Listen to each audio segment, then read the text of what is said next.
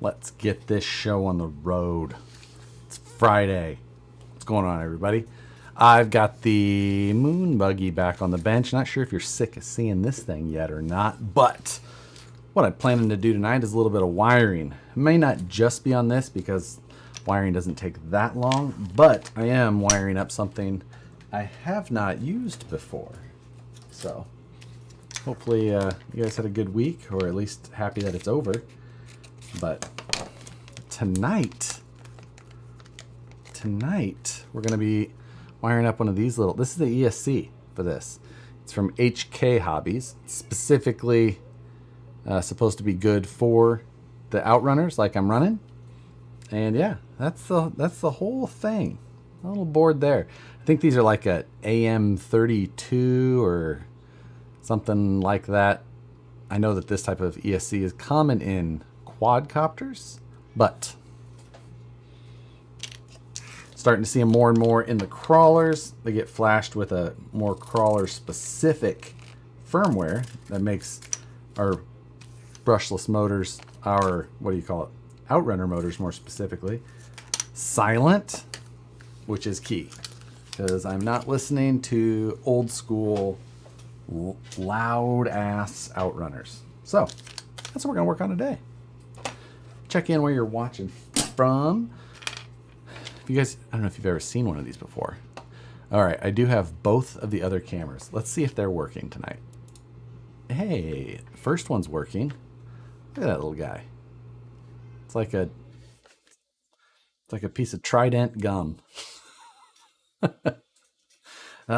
So I think a BEC is technically bigger than this.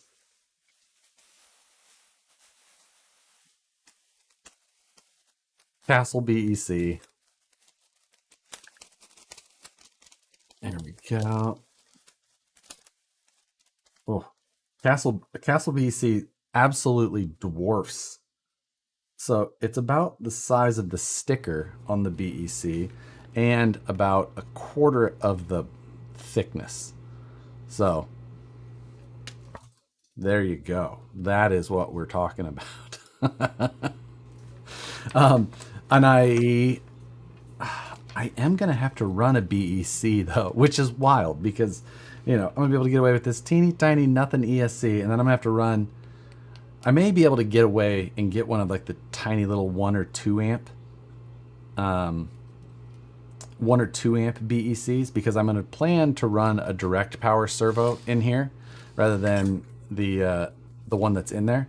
So I don't need a 10 amp BEC. So yeah, this ESC is an HK Hobbies ESC. It's called the STFU. And evidently that's supposed to stand for shot the FOC up, as in FOC that you have in other motors. Anyway, so yeah, I've never ran it. I'm going to give it a shot though. See what we think.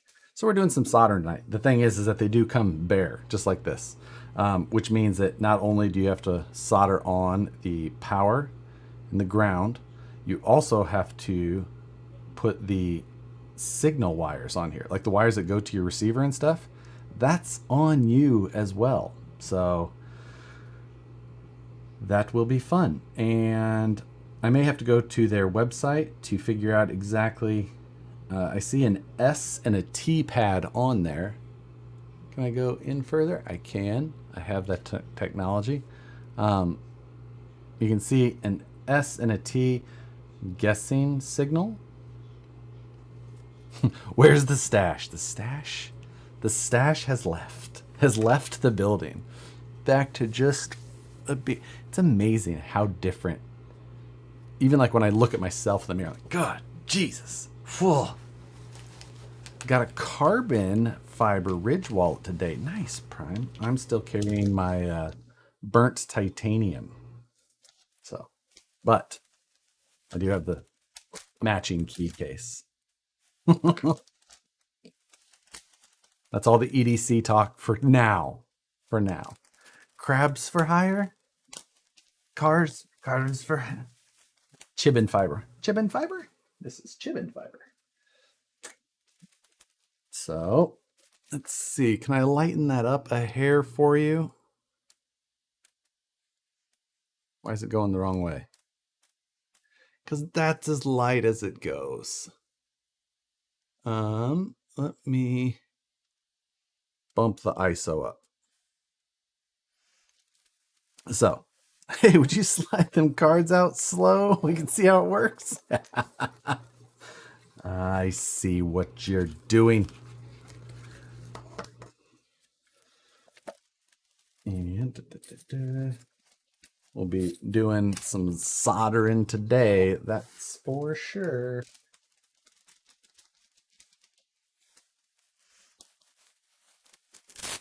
Let's see. Bump up the ISO. Bump it up. I was first only adjusting my aperture. ISO is what needed. I didn't know what was on my roller wheel. I don't have it programmed the same as my other camera, obviously. So there we go. Now would be a good time to insert ads, it says. No. Now for EDM. Right, exactly. We've covered the EDC. Now we go right into EDM. I'm sliding myself over. All right. What else did I need? Today we're going to be featuring the OmniFixo for certain because it is quite handy. I hit the like since you didn't insert ads. Yes, I will not be inserting ads. I promise. Any ads I insert will be done the good old-fashioned way with product placement.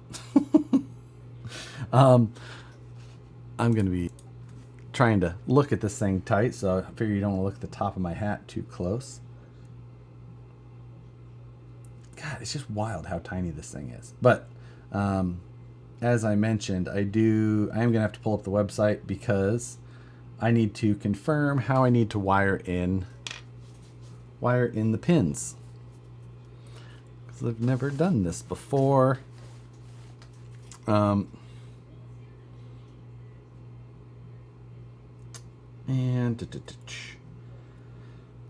what the website, this thing came off of hkhobbies.com. So, and I know they have, oh no, not hobby, hobbies. And they have the, there we go. Throttle and drag. What does that mean?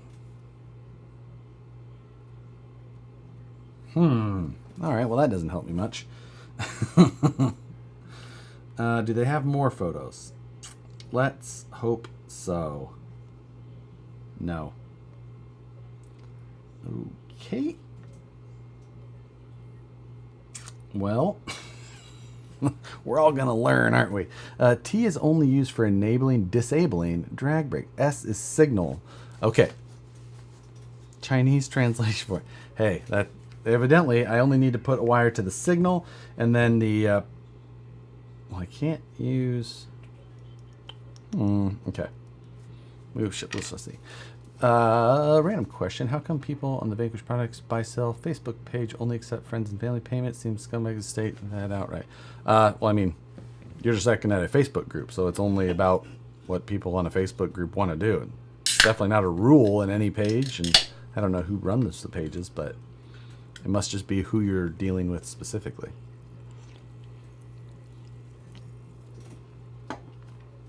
All right.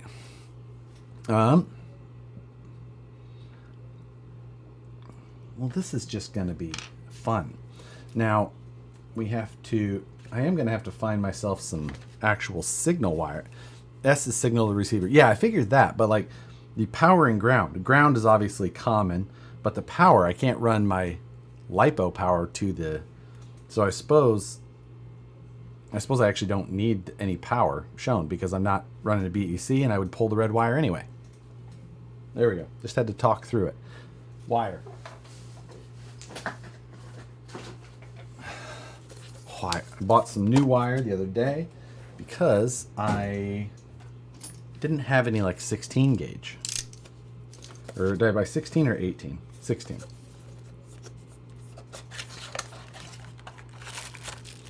So I bought a couple of spools of each. If you're not buying wire and some rolls, it's worth it. What are we into tonight, Boise? Wire, why are you so dumb? Said my mom. Oh my god.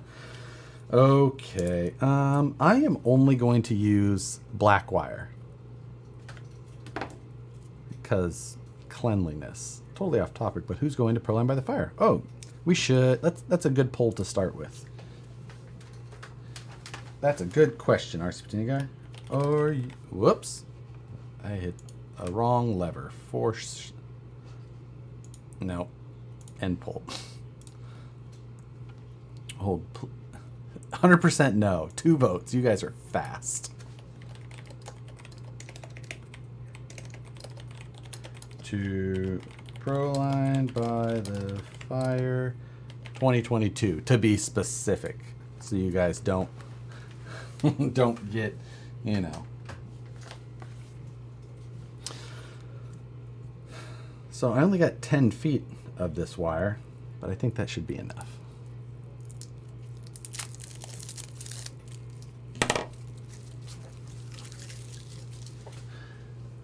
So I mentioned it at the start. It is going to be for this thing, the moon buggy that you've been seeing me work on, which I installed one of the HK motors in last week. And so we're needing to do power and ground first. You suppose if I'm doing the overhead camera and you can clearly read that it says OmniFixo, how many people do we think are still going to ask? It is the OmniFixo. OmniFixo is who makes this. Okay, so I don't need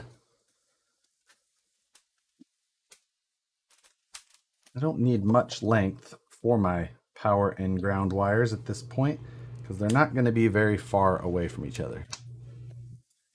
So we're just going to use a short length, and I'm probably going to end up cutting this down later anyway. But let's cut a couple of pieces of equal length just to be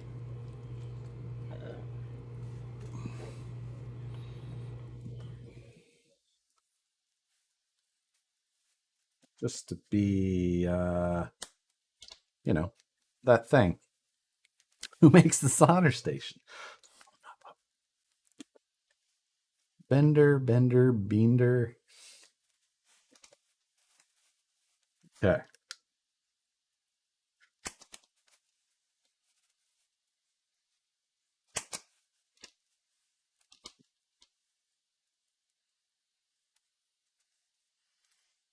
This is there. We'll get these tinned first. Solder jig is made by Ridge Wallet. I should just write that right on there.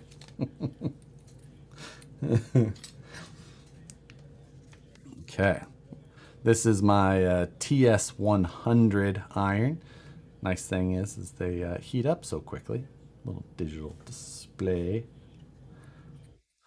I build mine with 3-inch motor wires, 4-inch battery wires, same ESC flashed with AM32 firmware. So I believe that this is already flashed with AM32, right? Pretty sure. So there we go. I'm gonna get this tinned. Get some on the end first. Transfer heat.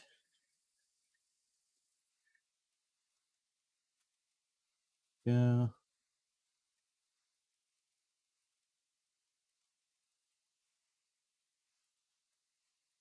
Yep. Oh, we need 2. Solder on my cage. Start with the negative side. Can get that heated.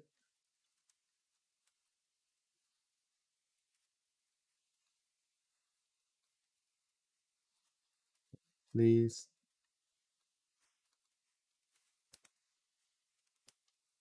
Oh, my iron overheated on me. That's interesting. I have not had it do that before. Sensor error. Oh,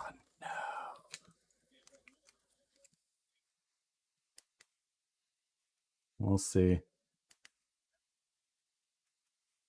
That's fun. Might be time for a new one.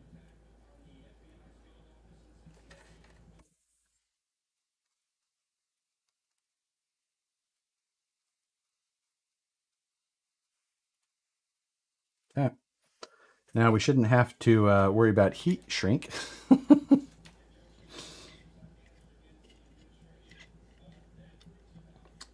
Since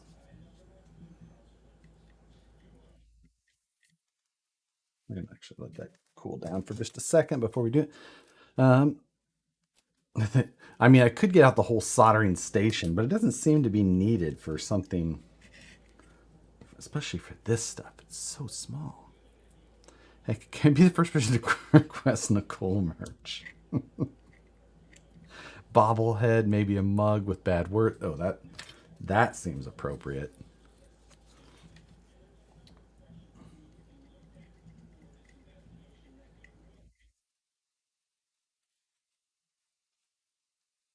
I don't know.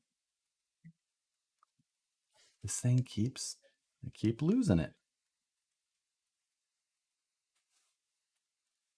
This is gonna be fun. I guess maybe we're not gonna do as much wiring tonight as we thought if my iron keeps wanting to get stuck on stupid. We shall see. Brandon's wife could make Nicole quote mugs. Yeah, that's exactly right. So, how's this feeling? Good. I'm just making sure I don't want to put too much heat into this board. My good old welder just keeps on keeping on. See, I have an old checkpoint, which is, basically like the old Hakos or Hako, however you want to say it.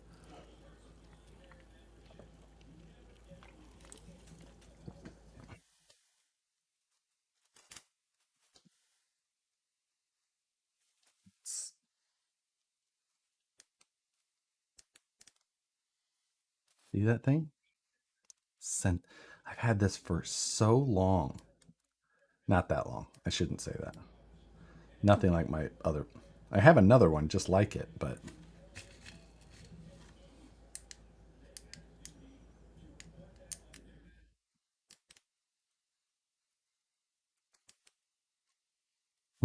well,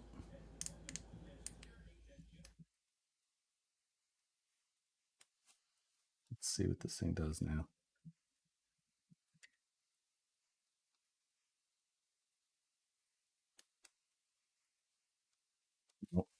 Oh boy. TS1 display sensor error. It means soldering iron tip is not installed properly. Okay.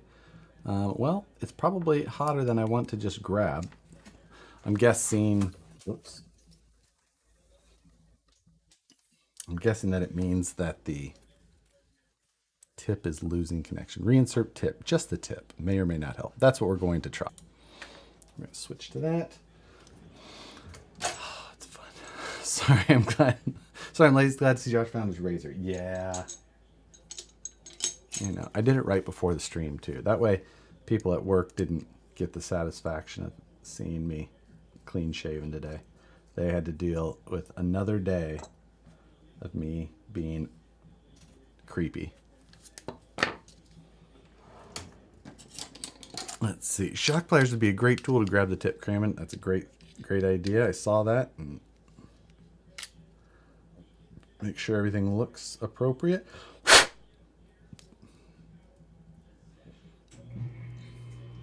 It does. Let's reinsert. I'm going to loosen that one as well.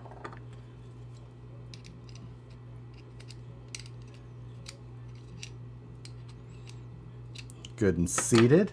The old Nintendo, yeah, exactly. Any 80s kid, I think. It's not a Nintendo game. Hey, you never know. It could help. It could help. Never hurt when we were playing.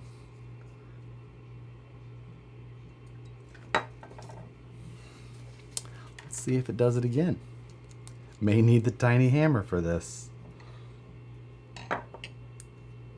So far, so good. It didn't do it on startup like it did last time. What's your bets? Is it gonna flash me again? Sensor error. You run Doom on the TS100?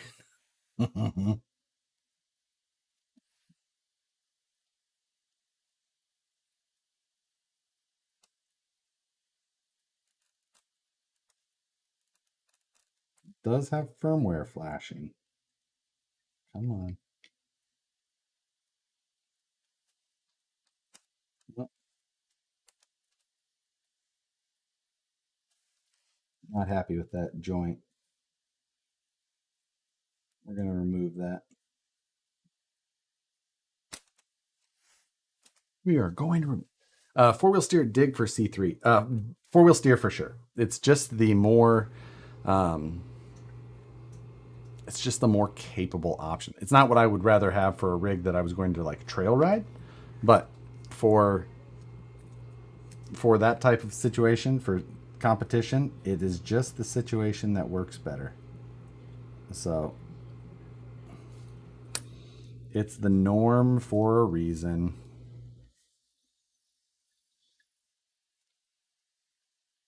I don't know that I really saw anyone with dig on their C3 at Nationals this year.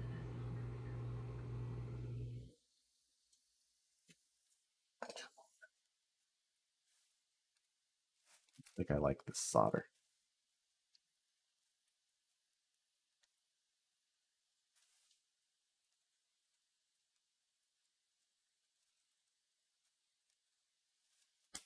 Very unhappy. It's okay. It's a start. It's fine. Is it just me, or is that ESC half the size of a stick of gum? That's what I called it earlier. It's like a piece of Trident. It's about the size of the sticker on a BEC and about a quarter of the thickness.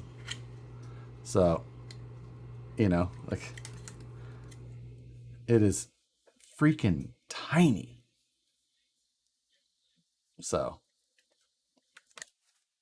just braze it. It's my next step. But we're getting there. It's okay. We'll get that. Did I tin this wire? I did. Look at me go. As much as you thought I should get a 1 pound roll of quality Capacitor solder. Capacitor, huh? I wasn't, I should, honestly.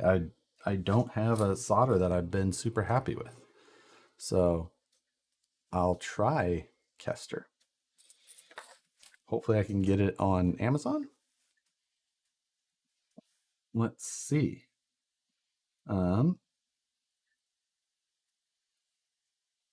While this is cooling off for the moment. Oh, so today I got notification. If you're following my Instagram, maybe you saw, but today I got notification that my mini trike frame shipped. So it should be Kester 6337, someone said. Yes, 6337. 6337, $8.99, can be here by 7 a.m. tomorrow morning. Alrighty then, I suppose that will do. Oh, I think that's a Kester look-alike. So we'll look here. 6337, free delivery by Sunday. That's fine. $38 for a pound of solder, though. What size is it, or diameter? Diameter is the other thing. Okay, live stream till solder shot. Whoa. Why did you not just build your mini type? Because I don't have a tubing bender that size. And it's like, am I going to go through and do all of the work to get it all done and build a front end and find the bearing races and all? Like, I'm not gonna. I got too many other things going on anyway. So, you know, we'll just go the easy route. What size is this? 0.8 millimeter, and this is 0.5. This is thinner. All right, we'll try it. Add to cart. $38.50. $38.50. So, there we go. And yeah, so it's like, I'll just do it. It is $38, normally $55. Yeah, it says that it was on sale for like 30 some odd % off. So I'm like, okay, must be the time to buy. We're still at temp though. No air on the old soldering iron this time. Booped the camera. No, we gotta tin the board.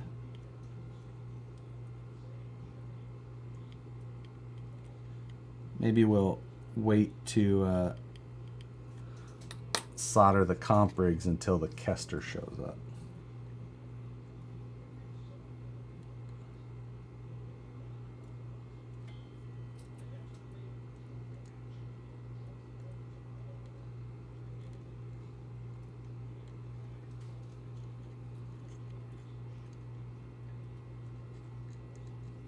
Come on.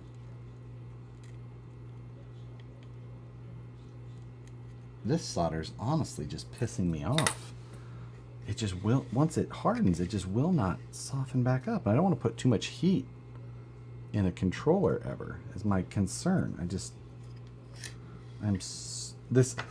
is a new thing of solder. As you can see, it's full, and man, it just sucks.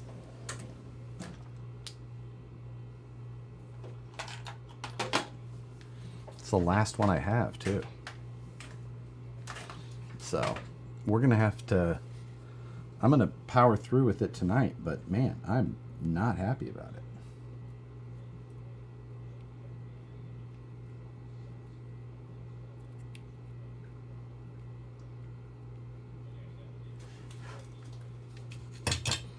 Okay. Sounds like unleaded, right? Yeah. Not the good stuff. We'll get there. Got any flux? No, I don't normally ever use flux with my solder. I've had the solder that I had until that ran out. I was actually having really good luck with. So we're doing okay now, though. So we got our power and ground on there. Now we need to get a signal wire. I want to run a ground wire as well. So let's see. I usually cut off a lead here or there and keep them. That's a extension which I can use if needed, which it looks like I'm gonna have to. That's fine. Let's cut that up and use it.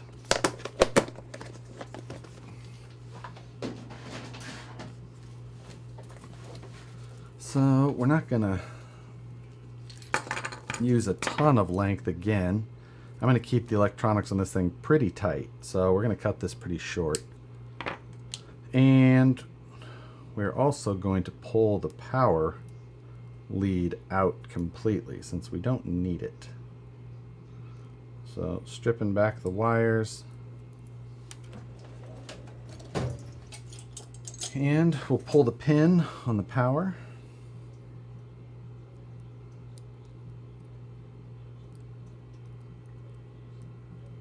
Come on.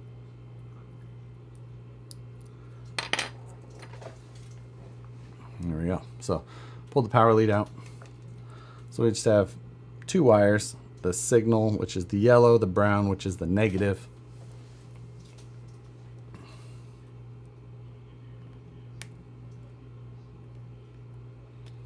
We'll be using the fingernail strippers on these.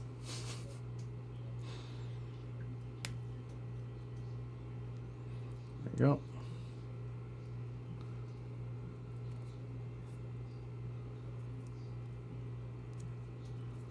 Little twist, and we'll get these both tinned up. Suppose we can go back to the overhead for these little guys.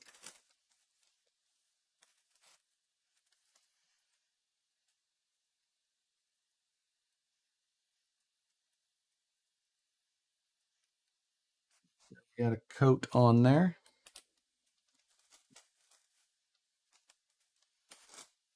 Now those leads are too long, well, at least on the signal.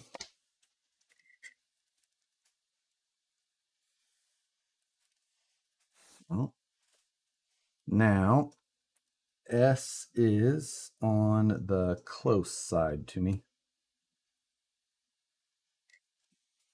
I'm just going to keep it on the, so it's close side here, which makes it the far side there. But we're going to feed that through. Yes. And going to get another one of these clamps. Actually, I can probably do it with one.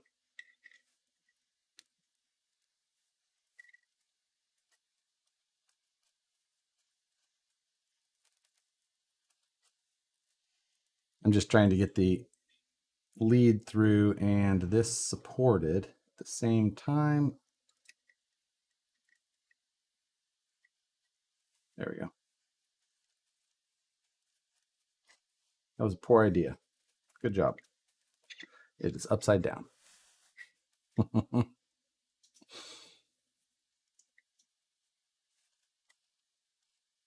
There we go. So now it won't fall out and it'll stay where I need to. And I just got to put a little bit of solder in there and we can trim it short.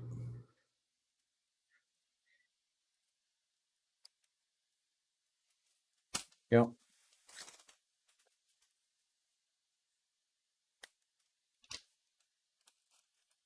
See if it shows up. So that S is the one you see there on the close side. And it's just through the board and it's a clean joint on that side. Are we going to burn any magnets tonight? No, I will not be using. It would be like trying to solder this with that same map gas torch. So, oh, I do want to hook up the ground as well to the ground, just so we have a common ground through the electrical system, just to help keep noise out of the system. I always like trying to keep common grounds. Get servo chatter or electrical chatter in general. Always seems like one of those things that's the first thing to check. Let's see if I can get this to...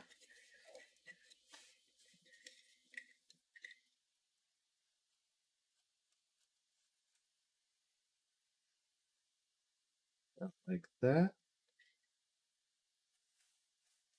About like that. Alligator wines. Wait. Oh, alternator wine sucks in crawlers. Yeah, if you've ever had that in like a car stereo where you get that whee every time you'd hit the throttle. And like the cheap way to do it was get the was it the ground loop interface for a car stereo was what you could go buy to try and get it knocked out, but it was like the wrong, it was just like the easy fix that wasn't necessarily the right way. Come on. There we go. There we go. Ground loop isolator. Thank you, T-Ham. That's what it was. I couldn't remember the right name.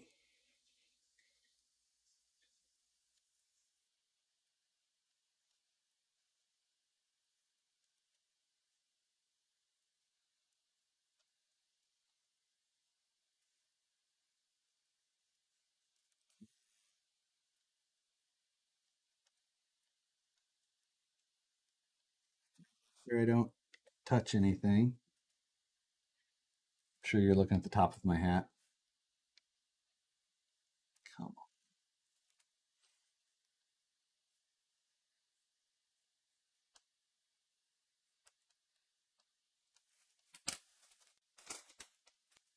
Who makes the BEC? This is not a BEC. This is just a ESC, and it's by HK Hobbies. Go. That is not as good on there as I'd like. There's a Castle on. That's a Castle BEC. Yeah, this is the ESC.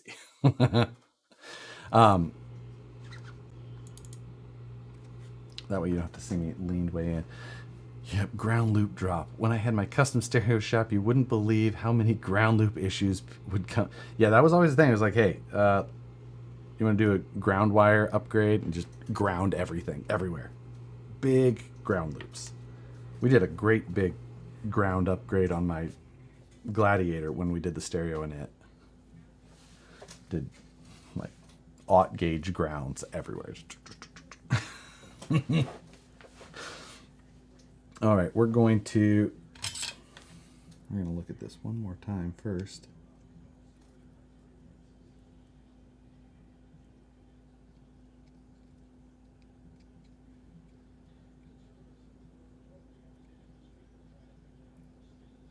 There we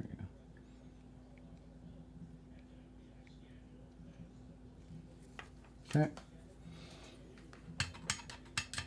Who sells the ESC in the States? Amy and RPP? HK Hobbies. I think that they're only direct. But we're going to hopefully fire it up this evening still. I just don't like that.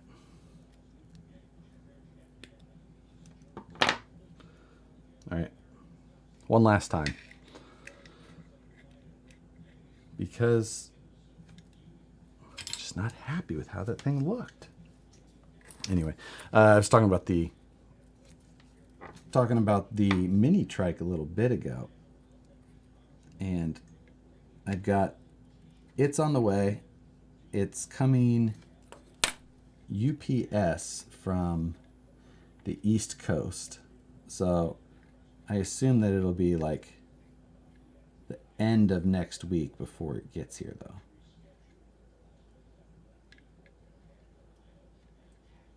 There we go. Finally flowed. What's the thinnest gauge wire you would run for an ESC to the battery? It really depends on how much amperage you're looking to run. Is the ESC waterproof by chance? No, but you can buy it waterproof. So if you want, it's on the website as an option. How many squares is the mini trike? I actually don't know that. That's a good question. 88% not going. I mean, that makes sense. Like this, it's a pretty localized area, you know. So you can only get so many people that are going to go.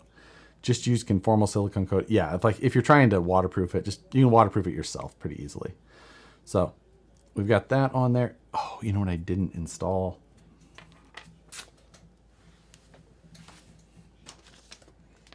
Capacitor.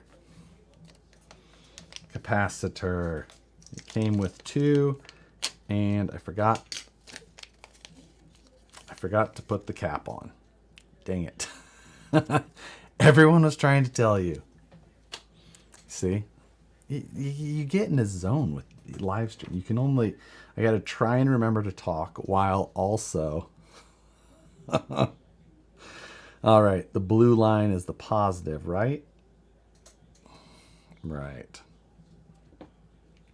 All the people said the cap can now say I told you so. Yes. You can all say it. Positive is the long leg, which is not the blue side. Long lead is positive. So we're going to put that upside down on there.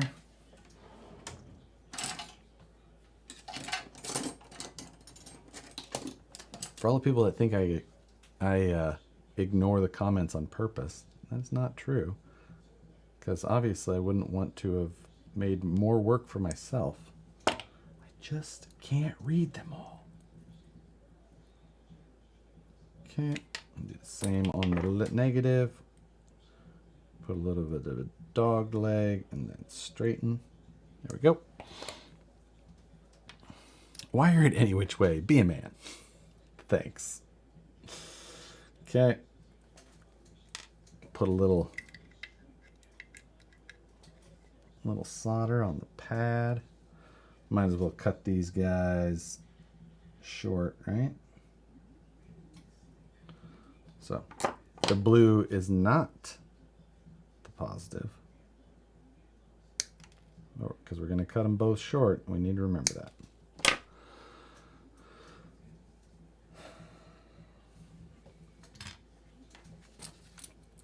Here we go.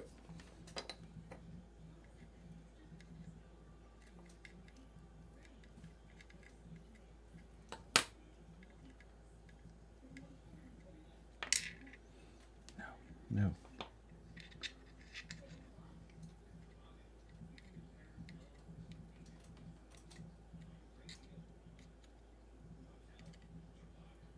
There, come on.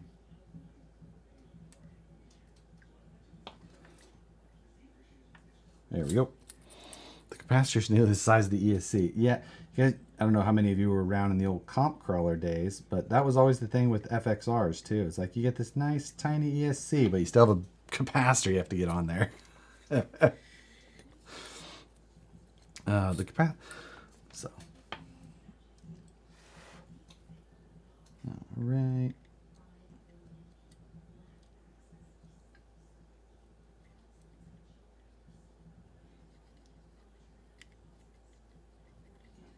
There we go.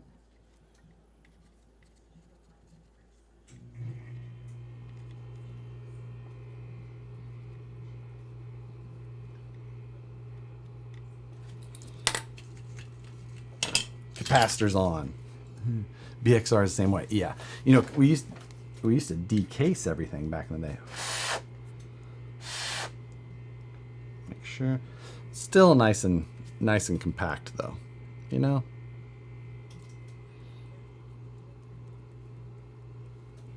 Make sure that I did it the right way. Yes, blue, which is on the negative side. Tracks its ID connectors probably bigger than the whole ESC. That's what I'm going to run the. I'm going to be running the QS8 connectors on this.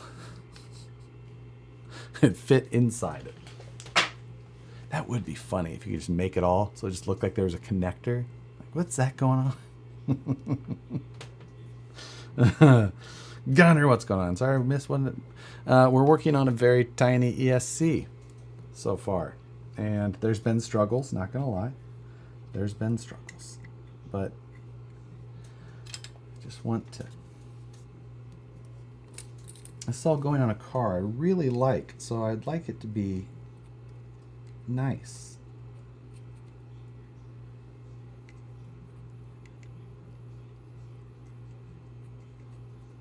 There we go.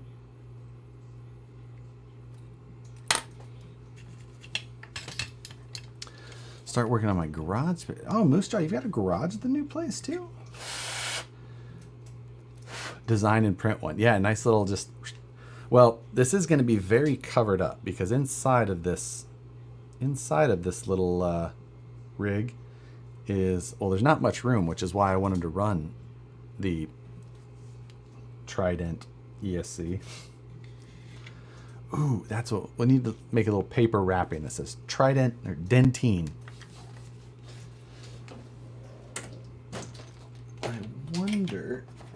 I wonder if I have heat shrink big enough to shrink this whole thing.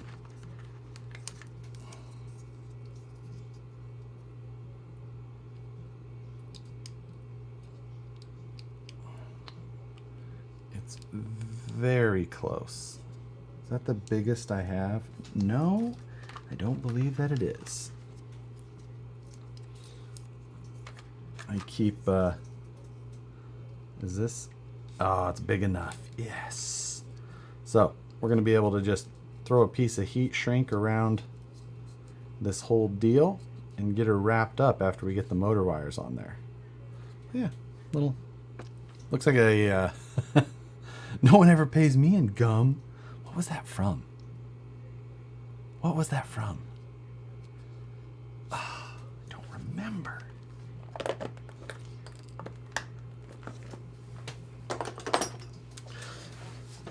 So the other thing is now is that we've got these motor wires, which are much longer than need to be. I think that's going to be best to pull this motor and transmission out of the car. Was from the commercial. Yeah, was it from a Dentine or Trident commercial? Gum commercial, can't remember which one. Yeah, I don't remember either. Tonight we may have to do some design and printing, to the dismay of all of you who do not like CAD videos. It's going to be a week solid of 100 plus degree days for you and I. Tonight's code: beat the heat with my meat. Thank you, Gunner. Yes, and for all of you that have to endure the heat of a shop or whatever, at least up here in California, like, the heat sucks. Thank you, Dana. Where there is your coupon code for Satisfied Jerky. I'm going to do a hair of pre-planning with looking at, this will be in the truck like that, in this orientation, a little bit of room in the front, and probably going to, we can make a little tray that sits somewhere in here maybe. So that would be a pretty short little beep bop boop. Ooh, what I don't know is about programming direction and all, but I think we're all right. Is that an SCX24 ESC? Nope, that is a 1/10 scale ESC. I believe those are the FETs on the back, if I'm not mistaken. So it's actually still got quite a bit going on there. So for a scale rig like this, it's gonna do just fine. But we're going to just pick a direction and run with it. It's bigger than, oh wait, bigger, yeah, smaller than the BSC, exactly. I knew what you, I read it the way you meant it, not the way you wrote it. Okay, so we're gonna go like that.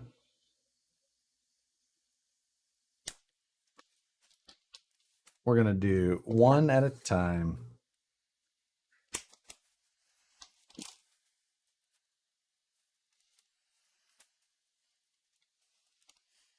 Non-mechanical speed control, be a man. I'm just gonna run a toggle switch.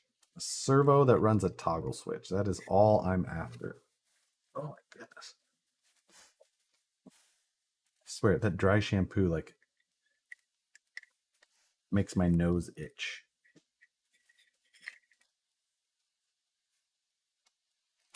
Let's see, which way are we going to try and orient all of this? Am I going to try and go vertical? Yes, I am going to try and go vertical.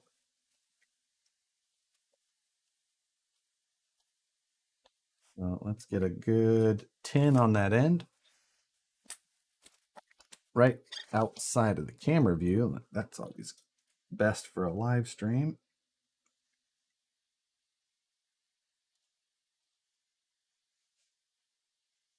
Okay.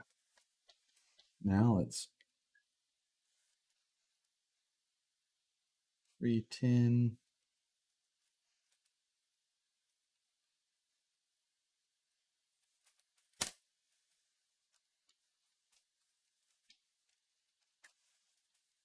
I think it's best if I just hold these, because then I make sure I go fast enough.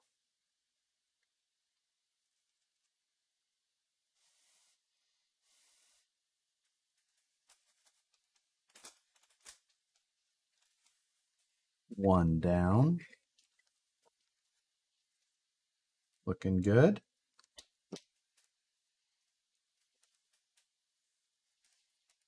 So, to continue that length.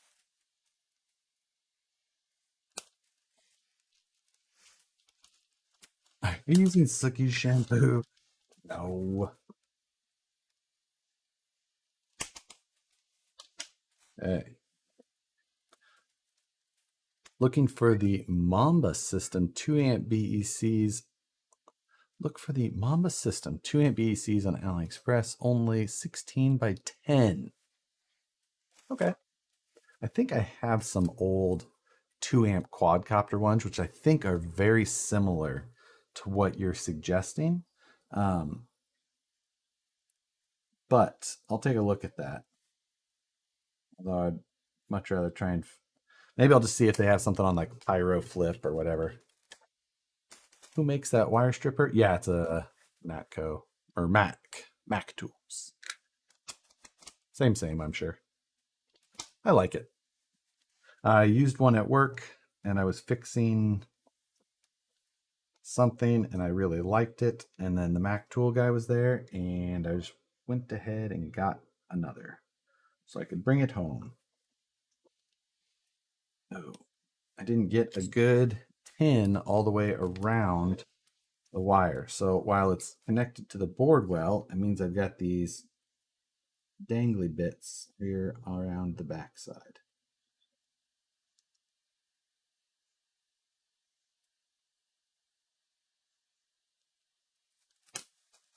Not how I want. So the shop bought a new one? Yes, the shop did buy a new one. They bought me this one, is what I meant.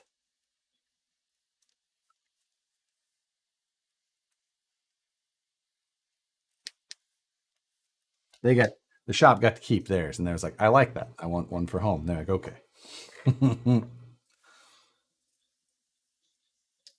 So that one is good and tinned. That one looks good. We're going to get a dollop of daisy on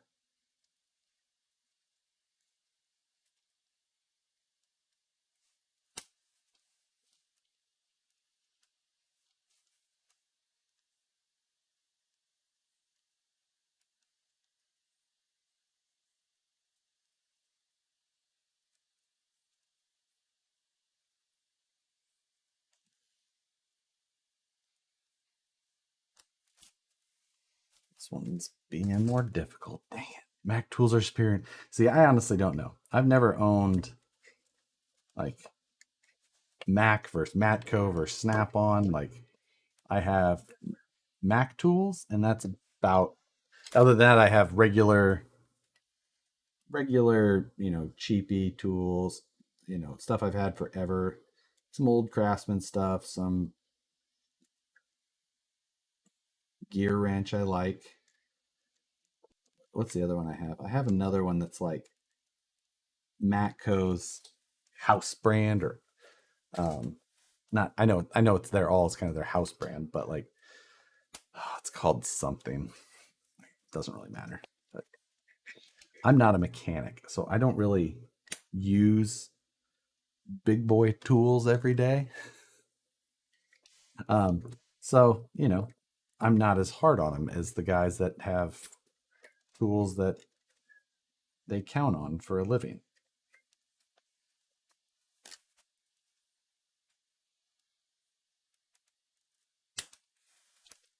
I use tiny tools, and I usually want them to just be very comfortable because I use them for a long time.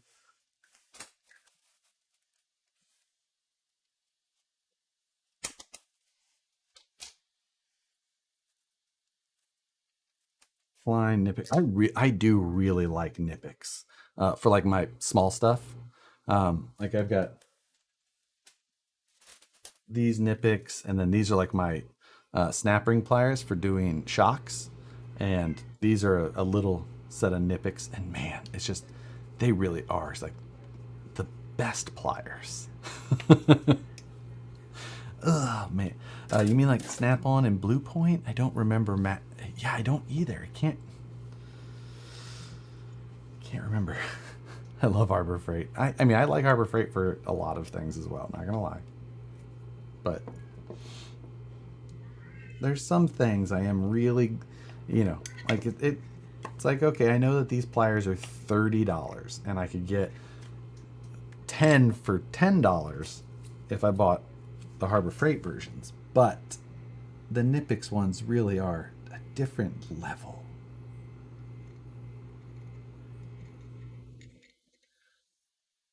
Good.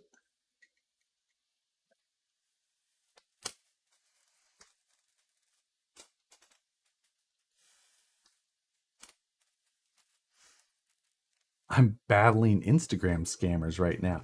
Are you battling, or are you just leading them on in messages? Because I will do that on occasion now. Rare occasion. Most of the time I ignore, but they've got some pretty clever scammy things now. They they can they identify people who are or think they are influencers. They're like, would you be interested in doing our product? And it's very like believable. Like, we'll send you the product for free, um, and you just review it. And if you like it, you keep it. If like, wait. So I mean, it's very much like what regular companies do, but they're like, just download our app here, and it's like, oh, I see what you're attempting to get me to do now. So there we go. Tiny little ESC package that'll sit about like that. I'll make a little custom tray that sits in some sort of orientation. Trying to figure out how to do it in the most. What I'll probably do is replace this 3D printed cover. I'll use that screw. I'll put that cover into the new tray, have it kind of span across. What do you use to color ESC wires? I don't want to see blue and yellow on my build. I just use black wire. Oh, I see what you mean. On ESCs that are already wired, obviously. My bad. I mean, I don't really know of a way to color them. You could wrap use the like the not shrink tubing, but there's types of wrapping. I can't remember what it's called. Um, I wish that I remembered. Matt has one that he likes. I have a roll of one that I've had here for like 15. Wire loom. I hate wire loom. Ugh.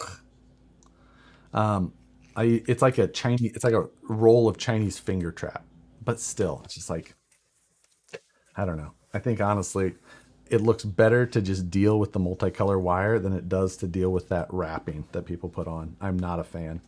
I had it at one point because I thought it was cool. Braided loom, yeah, like that. Like, I thought that it looked better, but I think that it looks better to just have clean wiring that's put away rather than trying to wrap it in that stuff. I'm just not a fan. Personal opinion. Everyone's got their own. Okay, so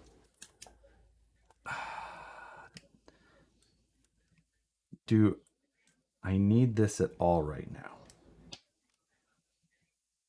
No, I do not. Okay,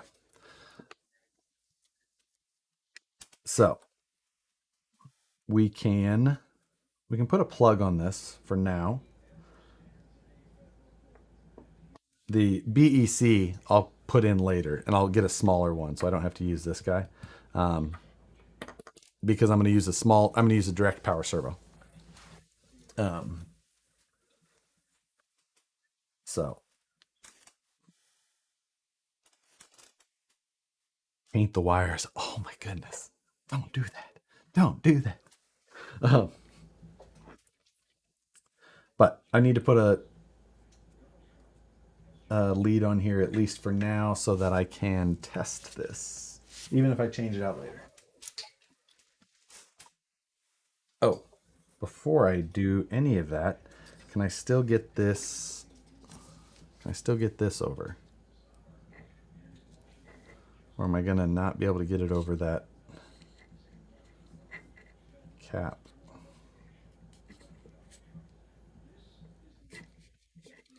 It's getting pretty tight over that cap. Let's give it a little bit of a stretch.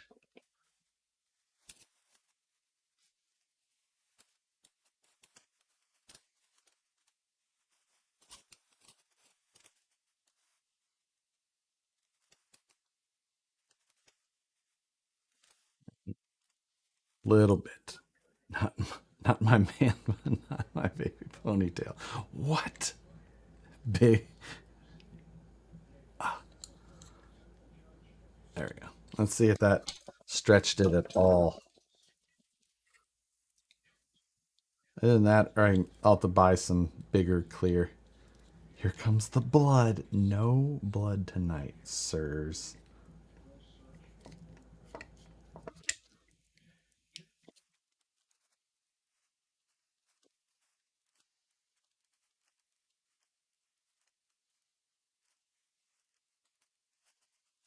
There we go. There we go. A comfy slide over now. There we go. That's a solid length there.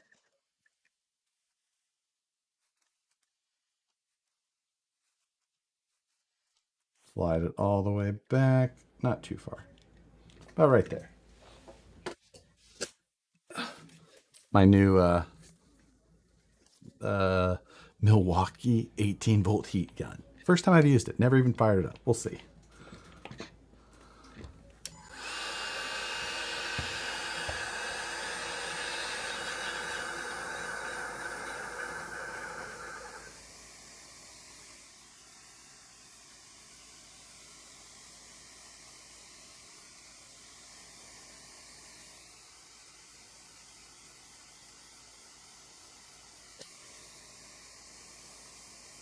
There we go.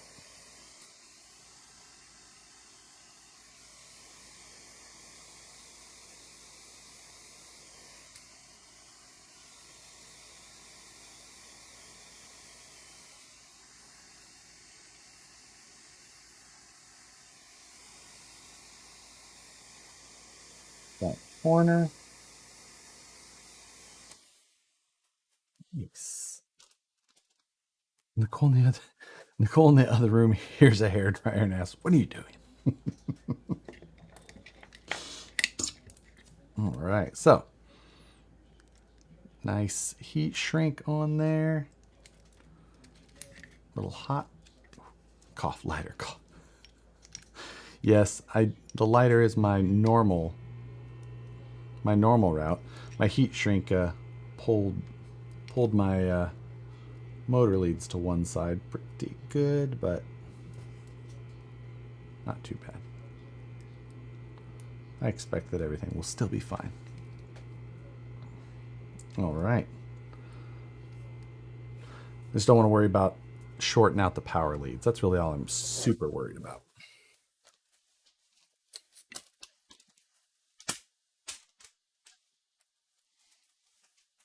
And the pause. Oh, son of a bitch. Phoenix.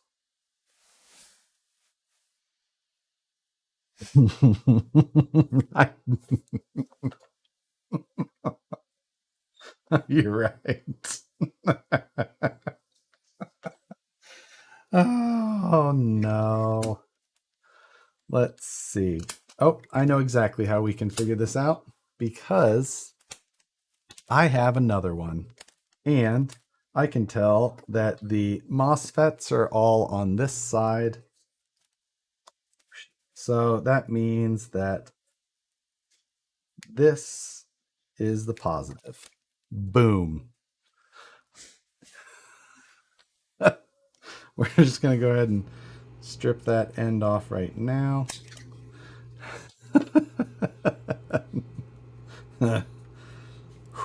Good. I'm glad that we didn't have to. Glad that I didn't have to admit defeat. Because you were 100% right, and I should have not been an idiot. But if anybody, just spend my way out.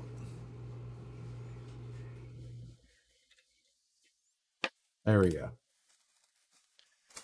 Jeez. Are you 100% sure? Yes. Yes, I am. Say it with confidence and it will be true. Another little bit of heat shrink.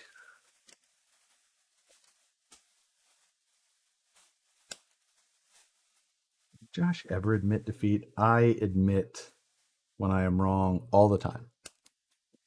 Both times it's happened, I've admitted it. And he has a spare just in case. Yeah. In the case that I am wrong, this stream will be over. Are you willing to bet the Ripper on that? Well, the good news is that I don't have to do that. What I am willing to bet is that if I start a fire because of it, it will be better for the stream.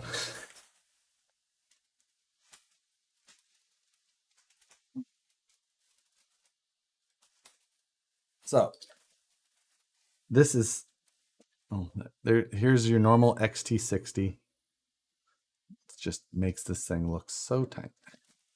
That's a 90. Was a joke. That's the joke. So fire in the butane dry shampoo could make for a hell of a stream. You're going to run the ESC with that BEC, not with this BEC. No, I'm going to get a new BEC for this specifically because I'm going to run a direct power servo, so I don't need a 10 amp. I'm just going to get like a 2 or 3 amp. So we got that on there. We've got our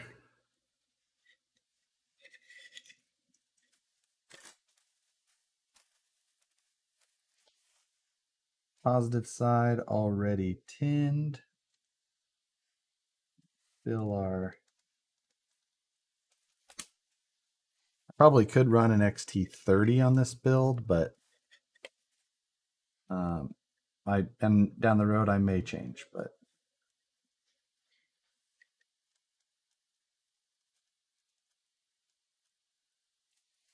okay. That's done. Is Nicole in the doorway with a fire extinguisher? She was in the doorway a second ago.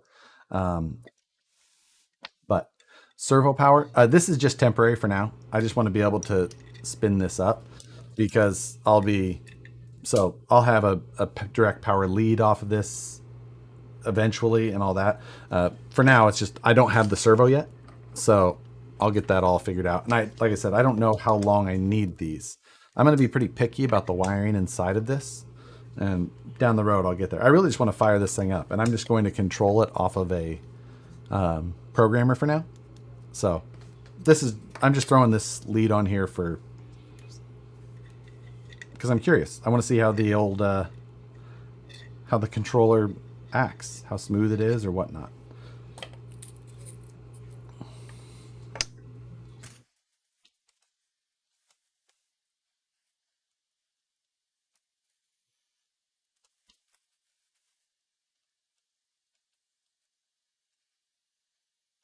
So I'm going to, I'll show you guys the plan here in a few.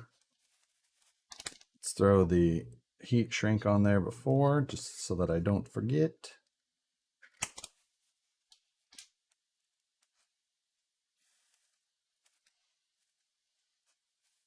The Buck Dandy, thank you, sir. So my 9-year-old son has discovered BeamNG, and I had to kick him off my PC to watch the stream. He loves to just crash everything, especially the RAM bus. That's the thing. BeamNG is perfect for that. It just satisfies all of our crash into everything needs. So there we go. In that up.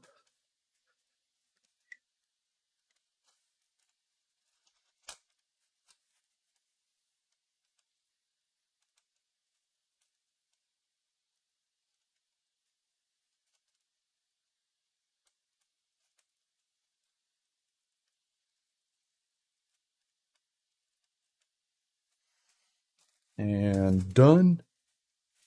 Where did you get those wire strippers? Mac Tools. And the part number is there. WSB, WST, A.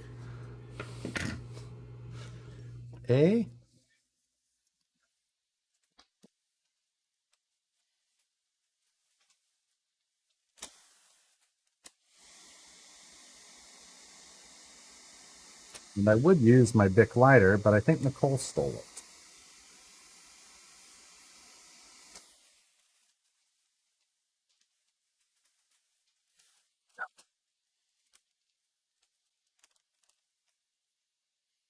Success.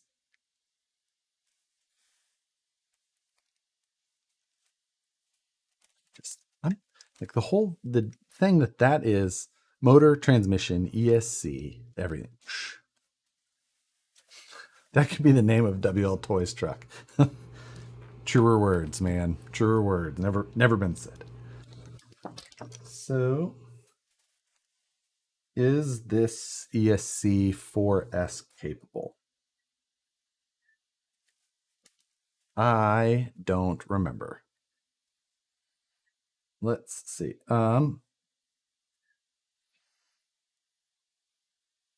Maybe, possibly.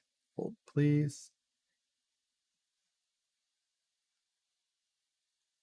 4S on, yes. On the 1400 kV. Which one is this? This is the 1850. They recommend 3S. I mean, I'm just bench testing, right? I don't even know how fully charged it is. Where is my cell tester? Either way, it's going to be okay.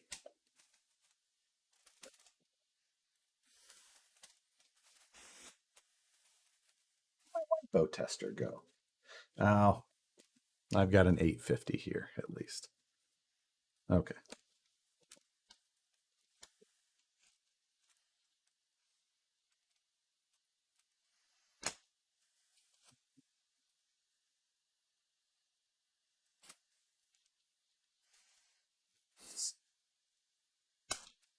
I'm going to set this up into manual first before we just fire it up and it takes off flinging drive shafts everywhere. Yeah, no. So manual turned all the way down, at least which direction I think is down. I'm just going to be less stupid than I normally am. I'm going to remove the drive shafts. BT. Thank you, sir. Where's the Raminator? It's so tempting. I feel like I need it.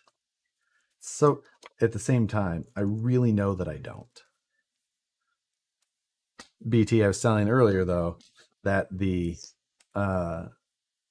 mini trike has shipped. The chassis is on its way. I need to just bolt this to something to make it so that it can spin.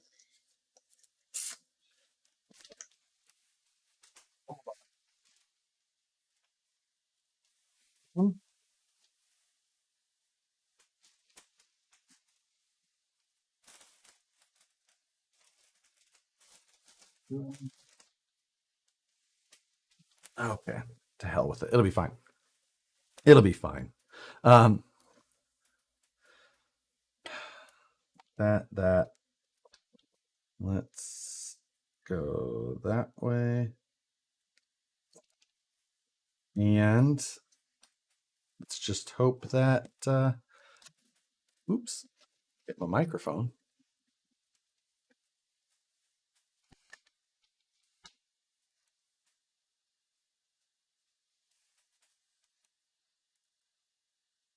Oof.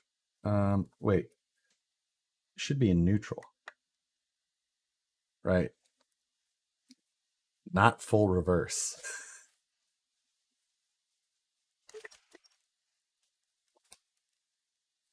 Okay, that's a good sign. That's a good sign.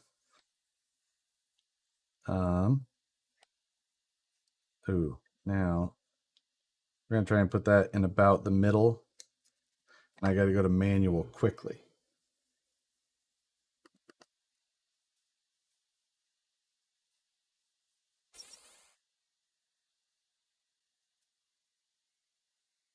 Okay.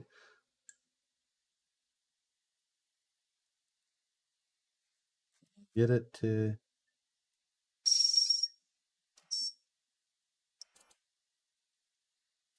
Doing programming? Nervous.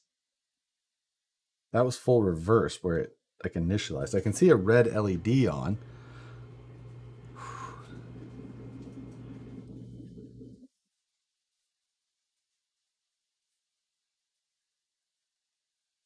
Nothing. Nothing.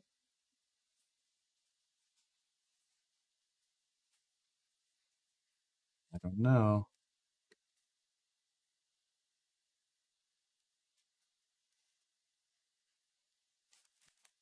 Okay.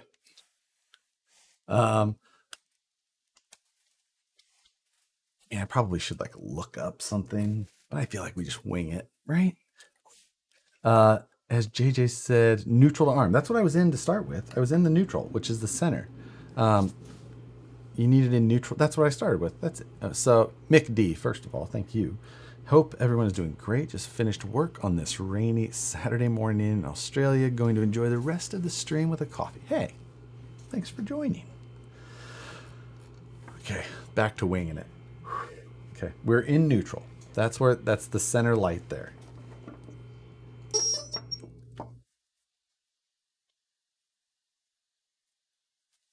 give it a second. Neutral, neutral.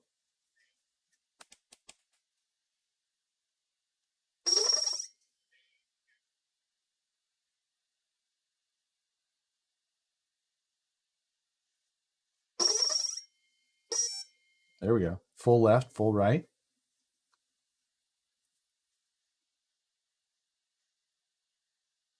Thing. Back to neutral. Nothing, nothing. Okay, this is in neutral. I mean, suppose I could actually plug it into a radio. It's not arming. You should get 3 beeps converting 3S power. Is that true with the? That's true with this one. That's not supposed to be a thing. That's a castle patent. Is the battery dead? I mean, it's a possibility, but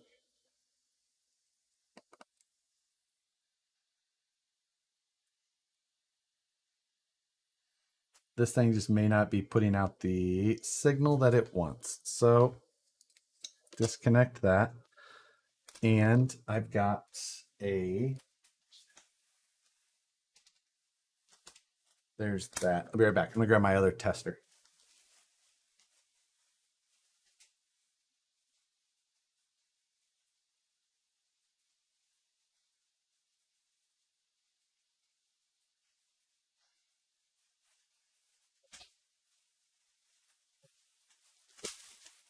Okay. I think in here is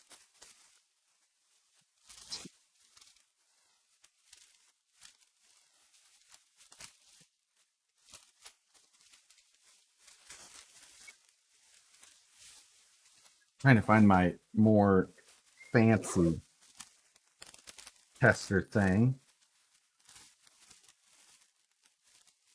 No?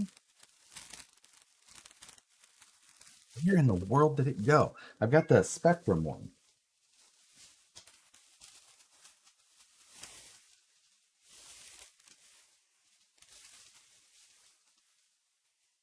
Okay, that's this one here. But I need that adapter. God dang it, people. Um,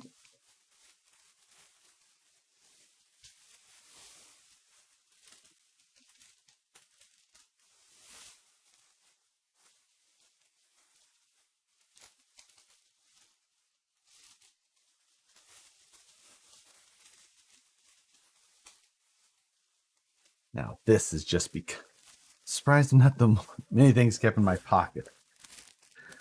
Well, aren't you just hilarious? I just want to know if it works. Where is that adapter?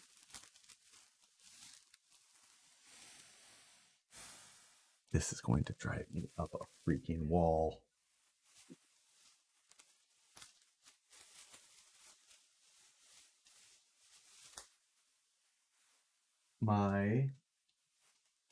Where's my red LiPo bag?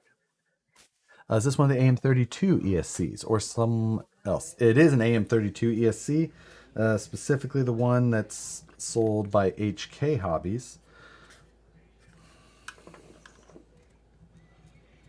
That will go there. But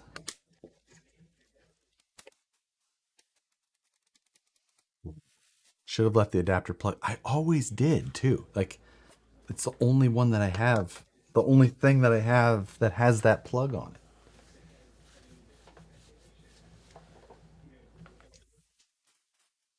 This is about check where is it at on the app? Shut it.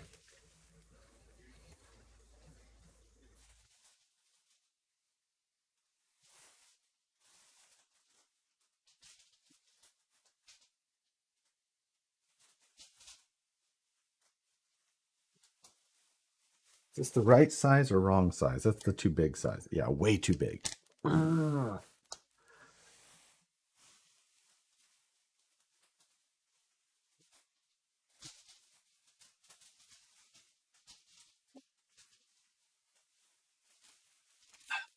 Okay, my Gensace charger. Is that the right way? Nope. That's the adapter the wrong way.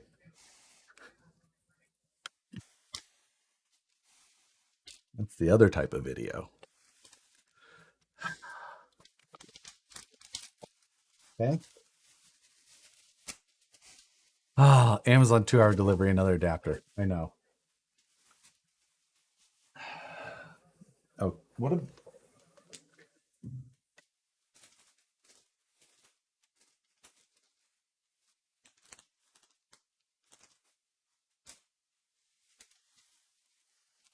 how maddening is this for anyone else? I think you need a beer. If I had beer in this house, I would have one right now.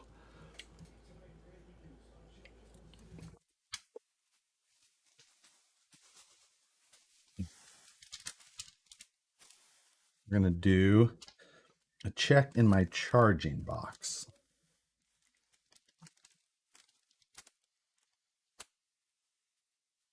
That's XT60, just blue. Is that the right way or the wrong way? I think that's it. How do I have a brand new one?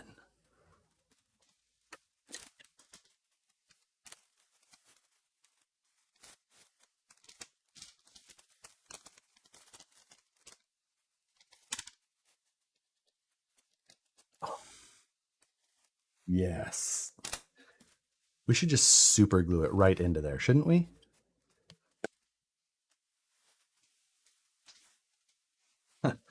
That's, I'm not going to. Brand new. It's actually 5 years old, unused. Yeah.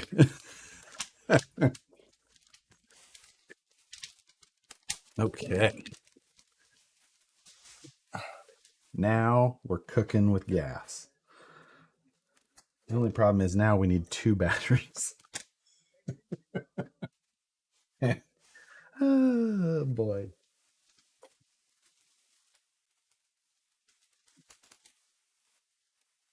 It's okay.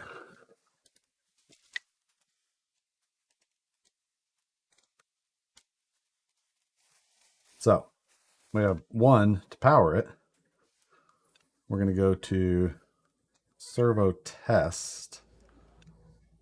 So we're in the neutral position. We're going to plug it in proper way. Now we're going to try this again.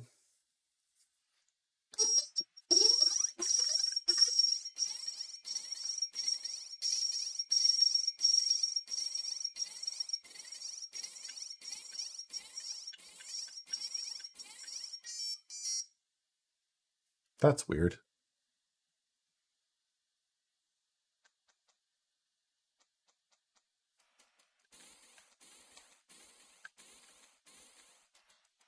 Yes, that's me. Okay.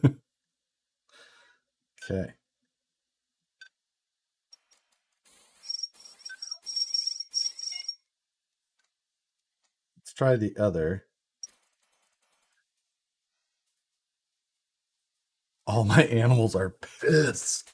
So's Nicole. Oh, there it goes. So I just needed to be on the other tune. Remember when they recommended 3S? I am on 3S. Thank you.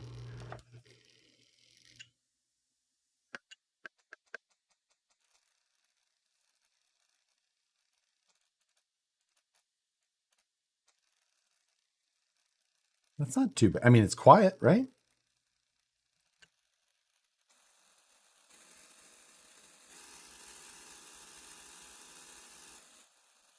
Not bad.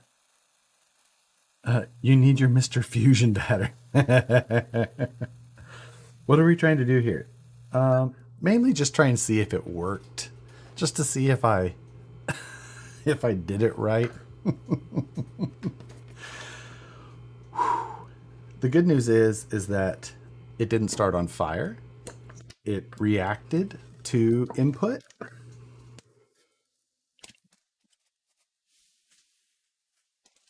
There we go. So it's done. I mean, it's not done, but it's wired. And I'm happy about that little guy for being a happy little package. Good news, bad for entertainment on the stream. Exactly. BT transfer case? No, that is the whole transmission. This is the Deluxe Fab Portal Trans specifically. So it's only got enough reduction if you're running portal axles. That's the key. If you're running a straight axle at all, it does not have enough reduction to get you there.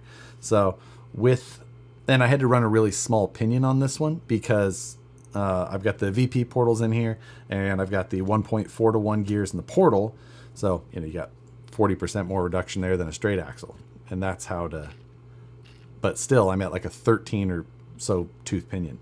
They have a straight axle version too. They do. It's a little bit different design, of course, but not, this one will not work with a straight axle. So it doesn't have any overdrive. You have to run your overdrive elsewhere. You can see it's a shared shaft. How do you think that would work in a capper? It'd work just fine. Well, I'll tell you.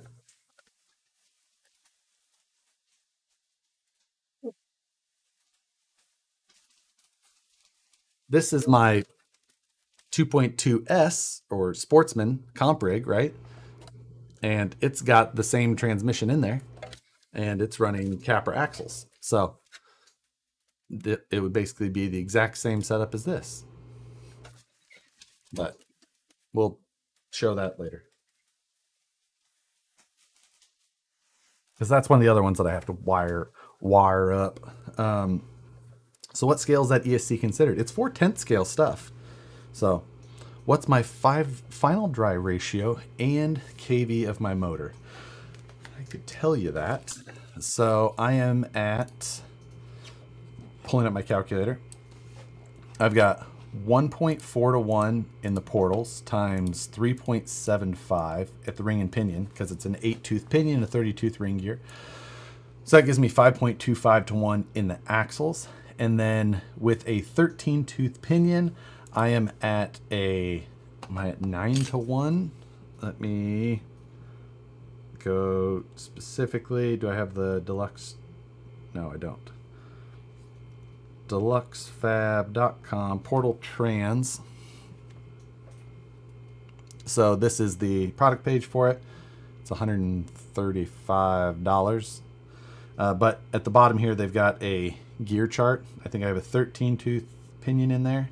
So I'm at 8.3 to 1. So 5.25 times 8.3 puts me at 43.575 to 1. And I've got an 1850 kV motor. So that will be plenty of wheel speed. I could probably go down to a 11 or 10 tooth if I was after it. Wanted to go slower yet, but I think this will be all right. What are the positives and negatives of low voltage and high kV versus high voltage and low kV? Amp draw. So if you run low voltage and high kV, your amp ratings and your amp spikes are going to go through the roof. Actually, Holmes just did a really good video 2 days ago where he kind of goes through the whole gear up, volt down, gear up, or low kV, higher kV with lower gear ratios, things like that. Absolutely a great video to go watch if you want to kind of like learn a good bit about why it's good to do that. But basically what's going to happen is your amps are going to go through the roof and you're going to spike all over. It's great info. Most everything I've learned in this stuff has been from John Holmes. If you can imagine that video that he just did, if you got to watch it, he gets in the weeds about it. Imagine you're on where were we? One of my first road trips with John, we drove 16 hours straight through to Moab for nationals in 2008. And he just talked motor theory, and we've done many road trips, 8-10 hour road trips, just talking. We have bored passengers to death because all I want to do is learn more about what he's saying. He is a wealth of knowledge. So, yes. But there you go. Gear up, volt down. Wait, no. No, wait. Gear down, volt up. Yes. Why don't food trucks drive through neighborhoods with like ice cream trucks? Oh, man. All right. So put that aside. And now let me clear some of this stuff out so I can do a little bit of work. A little bit of cleanup. We're going to switch camera dangles.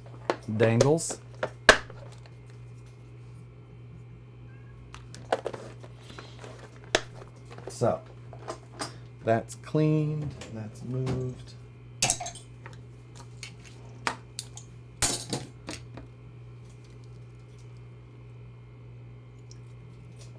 Motor theory and traffic engineering. See, my want of knowledge for motor theory was probably higher than his want to hear about my traffic engineering stuff. So we didn't talk about traffic as much. I think the only traffic talk was the other passengers threatening to veer into oncoming traffic to make us shut up.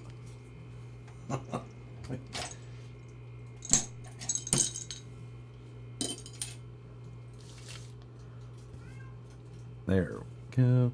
So one of the things with this little portal trans is that the motor is actually a larger diameter than the height of the trans. So it comes with a little carbon fiber spacer that goes underneath of it.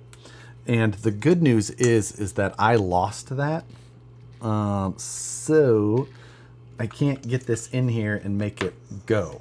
But so what I need to do, and I'm not going to use it anyway. I'm going to integrate more into it than just that anyway.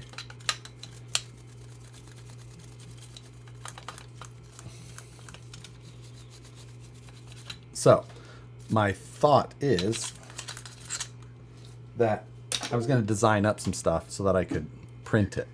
And maybe you people are going to have to suffer through a little of that as I talk. Mamba X or Micro X2, 4S 2700 kilo, Stealth X, Capra axles, 5.5 inch and 2.2s. Man, you might be able to get away with a Micro X2, but 5.5 inch tall 2.2s, like you could be putting it in a pretty good bind. I would be concerned. I'd be concerned. I don't know. I think it's pushing it. What wheels am I going to run on the Moon Buggy? What color? I don't know. These I obviously stole off of the Woods Runner, but I haven't decided. I don't know what I'm gonna do there yet. I still have. I wouldn't push it Mamba or Copperhead. Yeah, I think I would have to agree with that. Copperhead at least is a little bit smaller. You can get away with that. I mean, by all means, I like your thought process. Scorched titanium panels. I think I'm going to go mainly Lexan. At least the idea is that way. But I may still do the carbon fiber panels with windowed Lexan area. The poor Woods Runner is never going home. Wait, that's my Woods Runner. That's the one that this is home, but it will get built. It's like this one. This one sat on top of that dumpster for quite a while. Not as long as this, or not as long as that one, but it's just because like it's one of those projects that I'm going to do it, and I'm going to do it just the way that I want. And just, you know, so I'm not in a rush by any means. Like this one, I have no plans to sell. That one, no plans to sell. Right now, the Woods Runner and the Carnivore, and the Ripper right next to it. Those three are three rigs that at this point, it would take silly numbers for me to sell. They're not all the same number, obviously. Each one would require a different level of silly number.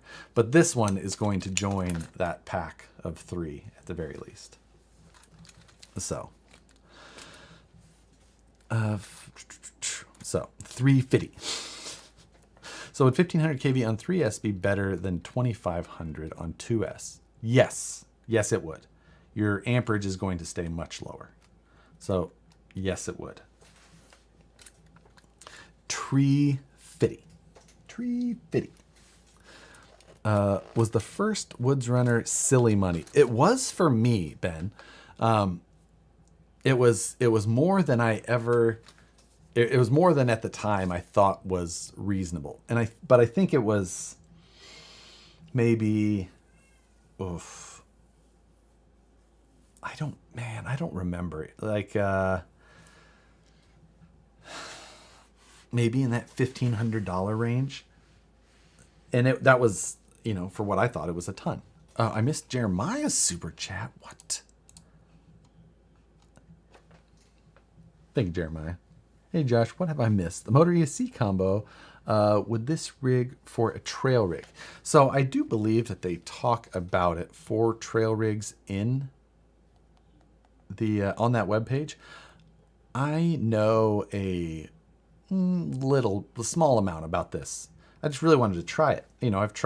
I've got the Holmes Crawlmaster Mini in one of my others, and I just wanted to give this a shot, see what it was about. And I was just like, I'm going to throw it in here.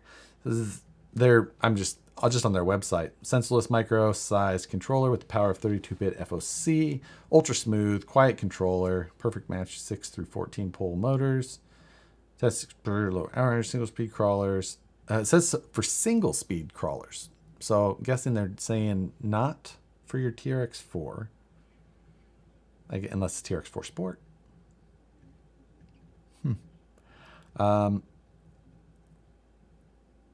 Yeah, it doesn't really say a ton about it.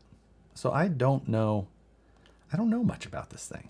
I'm learning about it right now. I'm not protesting that I have any expertise on this at all. What about a TRX10? I don't know what that is, but I'm thinking no. Do you lubricate your drive shafts where they slide together? Nope, never do. Never have, never even really considered it. They're too much out in the open, and I feel like lubrication, even if it was like a dry lube, would be, just, I feel like it's still just asking to bring stuff on there. And it's not like they're sliding back and forth a ton. There's a little bit, but it's mainly together. So that's very silent for $65. Is that how much that ESC was?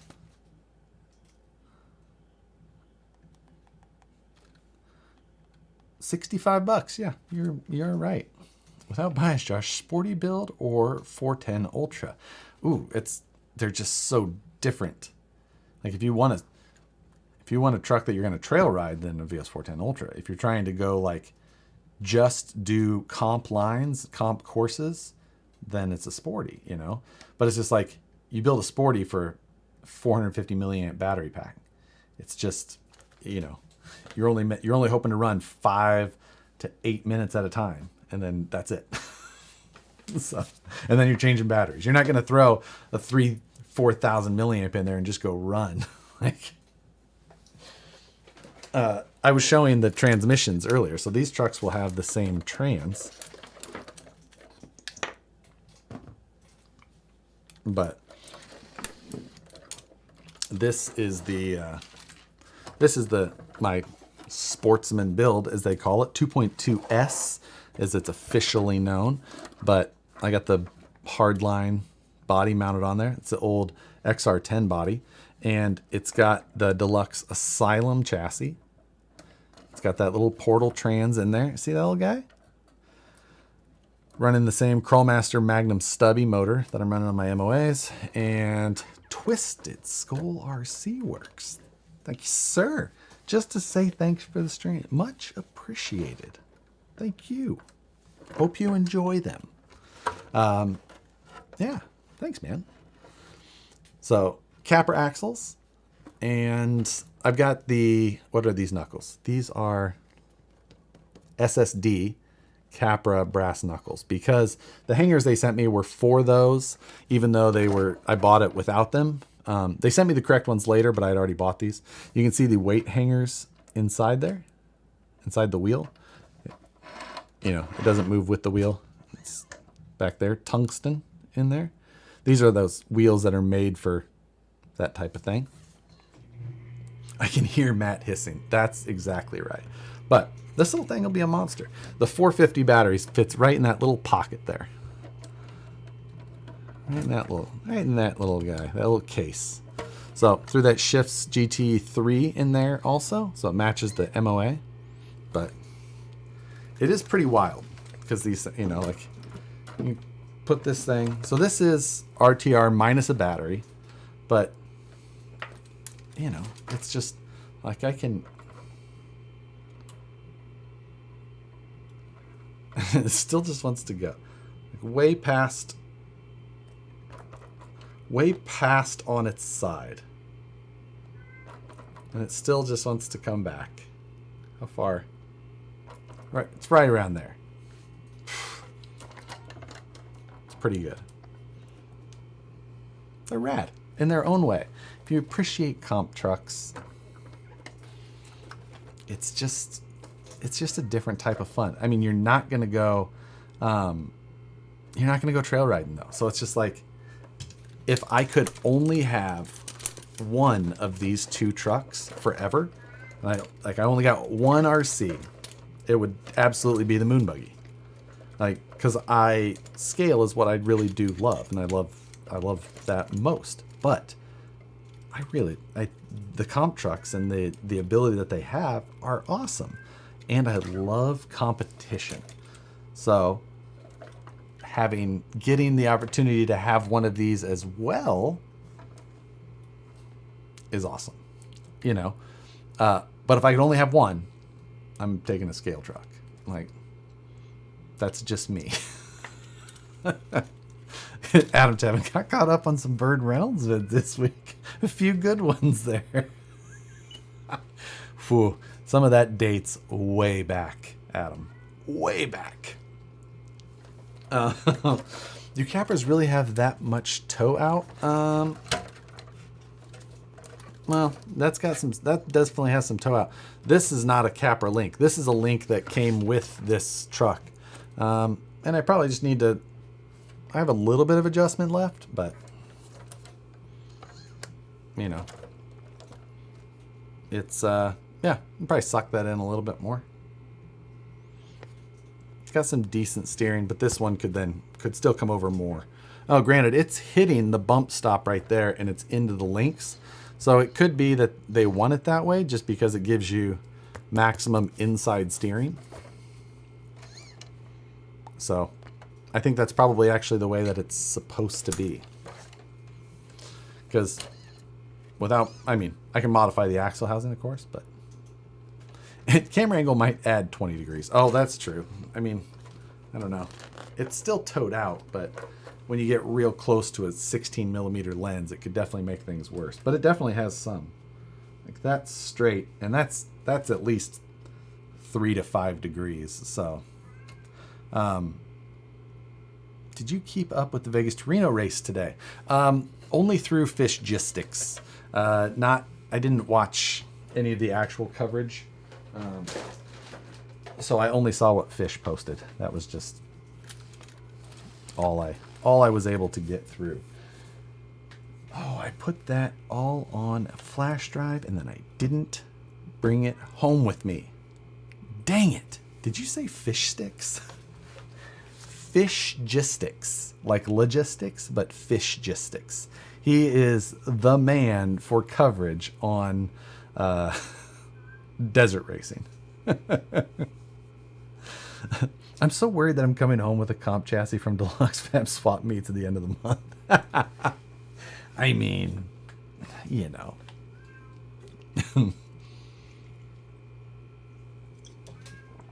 Okay. I'm kind of pissed now. I was at work today, and I might have been working on this a little bit, but I had saved some files so that I could bring them home, specifically because I plan to redesign the servo mount a little bit, and I just realized that I forgot them. So maybe I'll have Brandon send them to me, or I grab them when I go crawling, because I want to get some stuff designed. But that's a bummer. I'm not going to be able to do that now for sure. So when's the Busa motor for the trike showing up? I am already thinking that I have too much motor. I mean, not too much, but like more than is needed for what my intentions are. Because the guys who are building these mini trikes are posting some videos, and they're just absolutely ripping them. And they just do constant wheelies. And they're so short. It's just like, it's got to be done for Proline by the Fire. It has to be running for Proline by the Fire. Whether it's done or not is different. Yeah, Sookie is on a tear outside the door.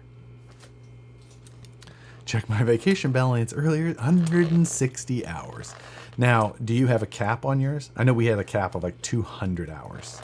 Well, since we're showing off cheater rigs, be sure to check out last video I posted on my channel. Wheelie bar. It comes with a wheelie bar. It has a wheelie bar on it, wheelie bar wheels, the whole thing. So we're gonna be set there. But still, Like, I don't know that it needs to be doing wheelies all the time. I want a brushless motor that has that slow creep of a brush motor. What's the go-to? Done is a relative term. That's 100% correct. The Fusion stuff, the Hobbywing Fusion, they have a good low speed creep. They don't have the Hobbywing, like the Fusion and the Axe, like I said, the creep is good. The Fusion and the Axe both are like kind of crap as far as punch goes. They're just soft. They're just don't, I mean, I like them for that creep, but they're mushy as far as like having much oomph. You know, they get the job done, but if you're not worried about that pop that, you know, of a brushless system, then they're a good option. Otherwise, you know, that's where I usually end up going to like a Holmes or something like that, but the creep is not going to be quite the same. So yeah, there you go. I had a Castle Slate 1900 and it was good, but just a hair too fast at the slowest. Yeah, so now the Castles I never thought had great low speed on their Slate motors either. It's not my favorite, but still, I would, if you're not worried about that, like I said, that pop, which is something that I am always after. I really like the snappy punch that you can get from a good brushless setup with good power. The Slate is sensorless, isn't it? No, it is censored. So it's just, there's trade-off here and there. I don't know. It's so hard to tell people because I know what I like to drive and how I like a truck to feel. I like to feel like it's got a freaking big block with a supercharger and just has that out of the hole, just bah! That's what I want. I know a lot of people love that stock Toyota motor with 4 transfer cases all in low. Like they just love that. Just get out and watch the tires just barely move. Like, but I want to be at a standstill and be able to just teleport my truck forward 6 feet, up a hill, over a gap. Like, so, you know, different speeds for different folk. How's that saying go? I don't know. What? I don't know how else to say it.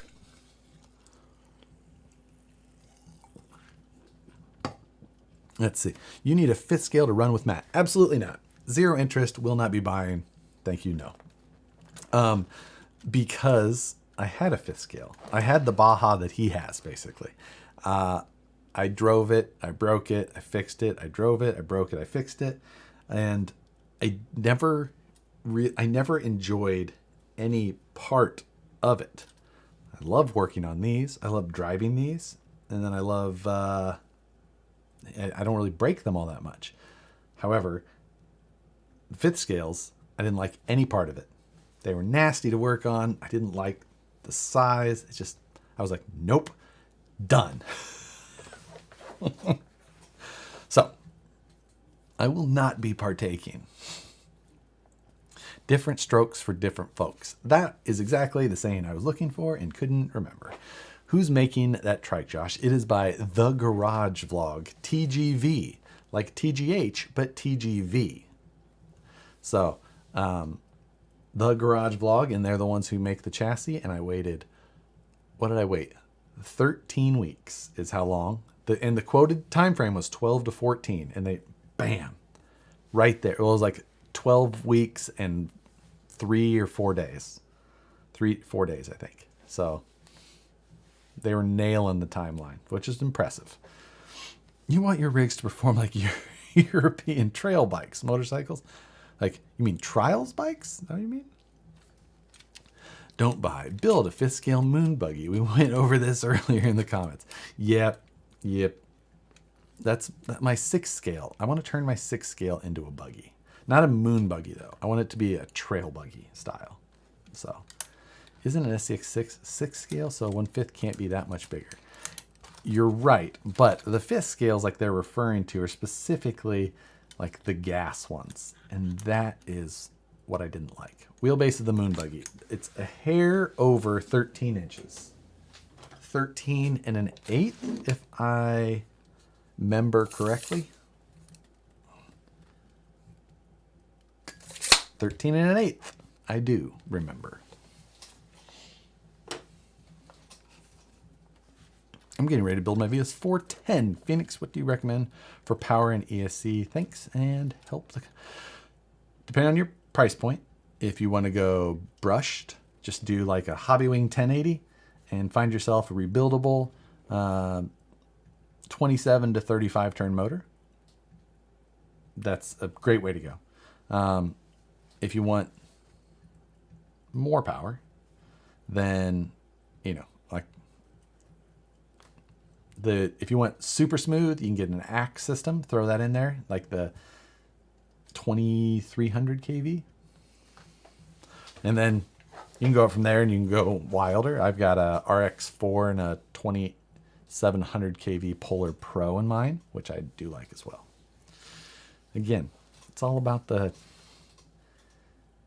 budget and how you want it to drive. Copperhead over the Micro X2. Depends on the like size and weight of the truck and what, you know. While I know the Micro X2 can handle 4S and stuff, you start pushing a heavy truck, you're gonna put a lot more heat into it and it may not handle it. I like to, like my Pro, which is still like one of my go-to trucks. I drive it for a long period of time and I drive it hard that whole time. So smaller ESCs are not great. And I know a couple of people that tried to put the Micro X2s in like Phoenixes, and when you're at 6-7 pounds and you're trying, you know, you got multiple servos, it just doesn't handle it.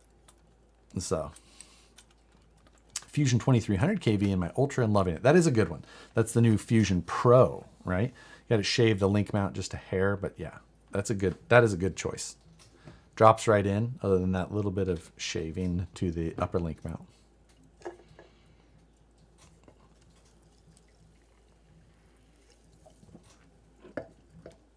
Mute the cat. Can't, because then she will unmute herself when we are trying to go to sleep, and that is already a big enough fight. So this little guy, while I am going to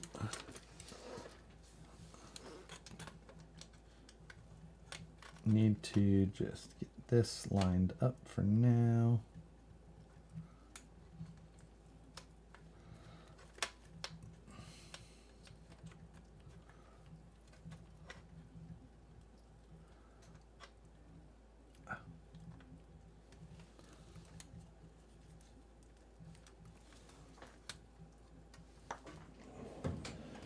Grab my 2mm.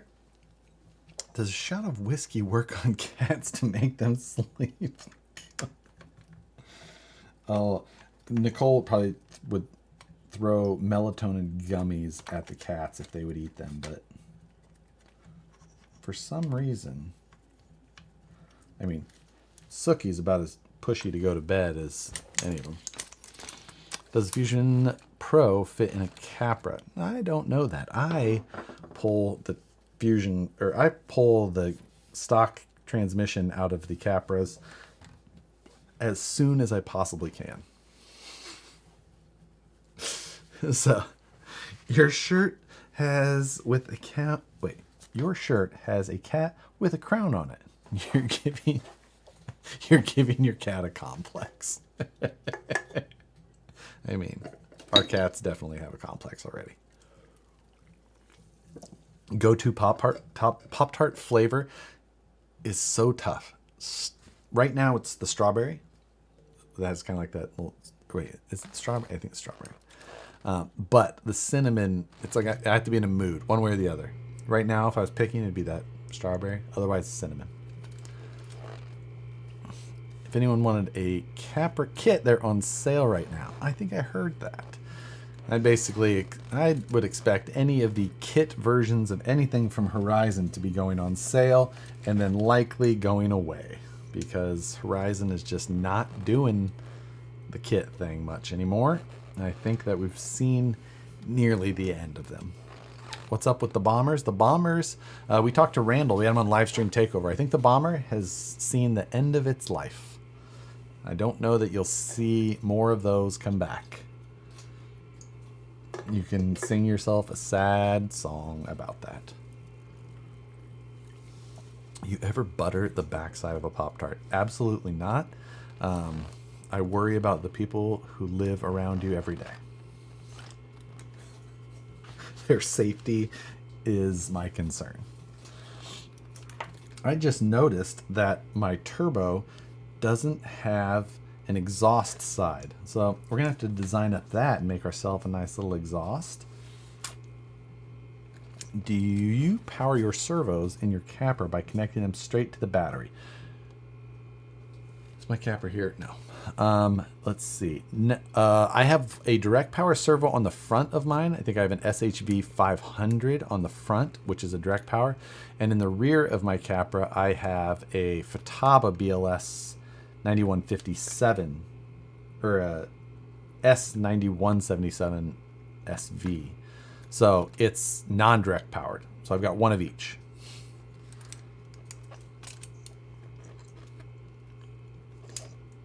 All Pop-Tarts are rancid. You don't know joy. You are the killer of dreams. And I also worry about the people in your life. Isn't that fun?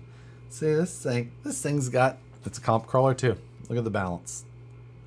Look at that balance. Until it goes that direction. You have to flex it that way and then it will hold. Toaster strudel for the win. I feel like no, not for the win.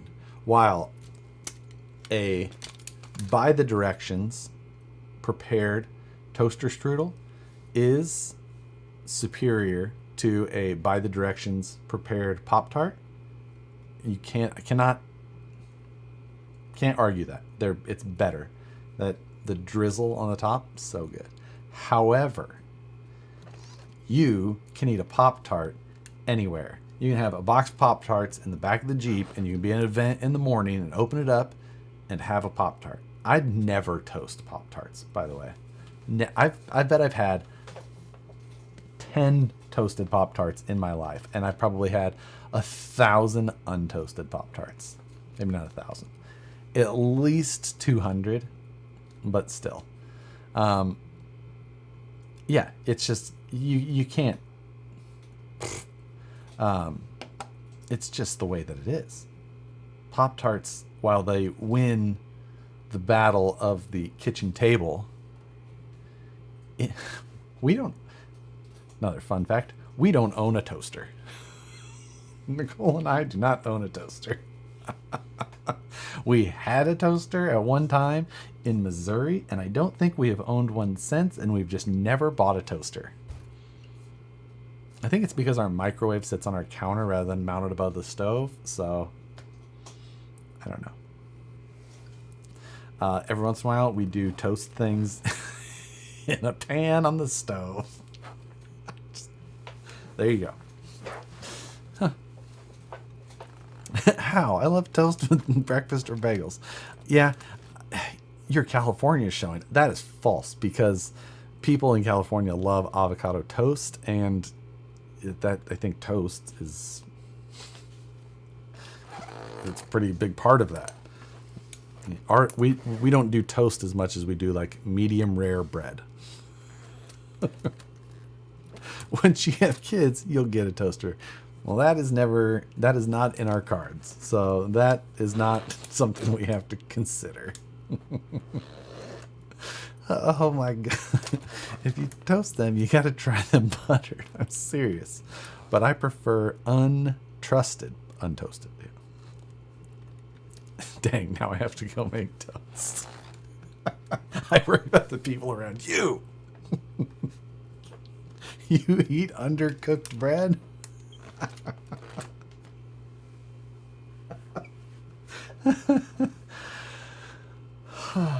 What is this stream?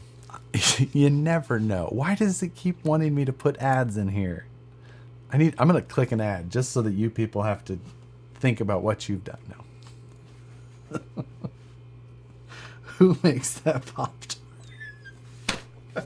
Mac Tools is who makes that Pop-Tart. Yeah, we worry about Nicole and the people at Vanquish. Warm soda and undercooked toast. I'm on premium, sticks tongue out. Did anyone else have that 1 week where you are nothing but toast? I mean, I'm not saying I'll butter some bread and then put it in a pan like a grilled cheese, but I'm just gonna put cheese on it too.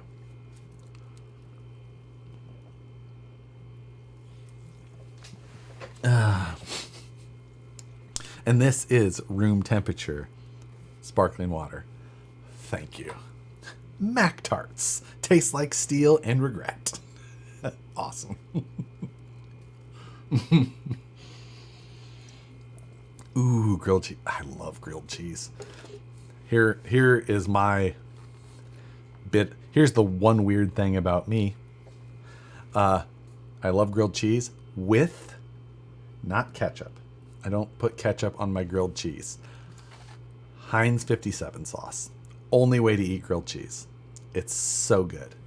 Far superior to ketchup. I don't want tomato soup.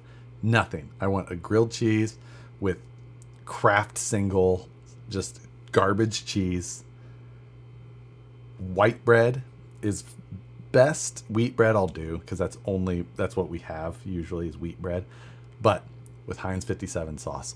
Oh, it's so good. It's so good. Grilled cheese with raisin sauce? What the hell is raisin sauce? Isn't that just jelly? Isn't that just jelly? Just grape jelly? Like, A1 is mainly raisins. What? Heinz 57 has raisins in it? You sick. No. No way. And that's just grapes. Raisins or grapes. It's just. Want to hear something weirder than Josh's warm soda like?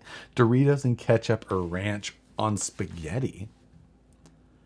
Doritos and ketchup or ranch on spaghetti. What? What? I thought raisin sauce was wine. Grilled cheese with fried egg. That's just a fried egg sandwich. That's not a grilled cheese with an egg. It's a fried egg sandwich. The sandwich is named after its main ingredient. And cheese is not the main ingredient if there's an egg involved. The name changes. If you add an ingredient if you added steak too, it wouldn't be a grilled cheese with steak. It'd be a steak sandwich with cheese. Like,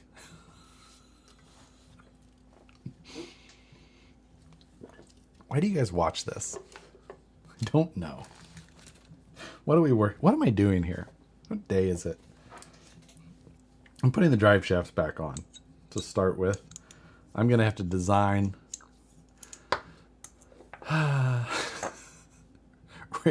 raisins are like grape jerky.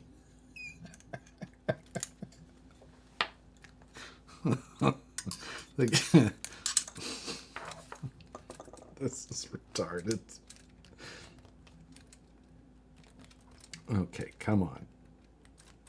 I don't know why I'm worried about phasing drive shafts right now, but because I'm obviously going to have to pull this back apart.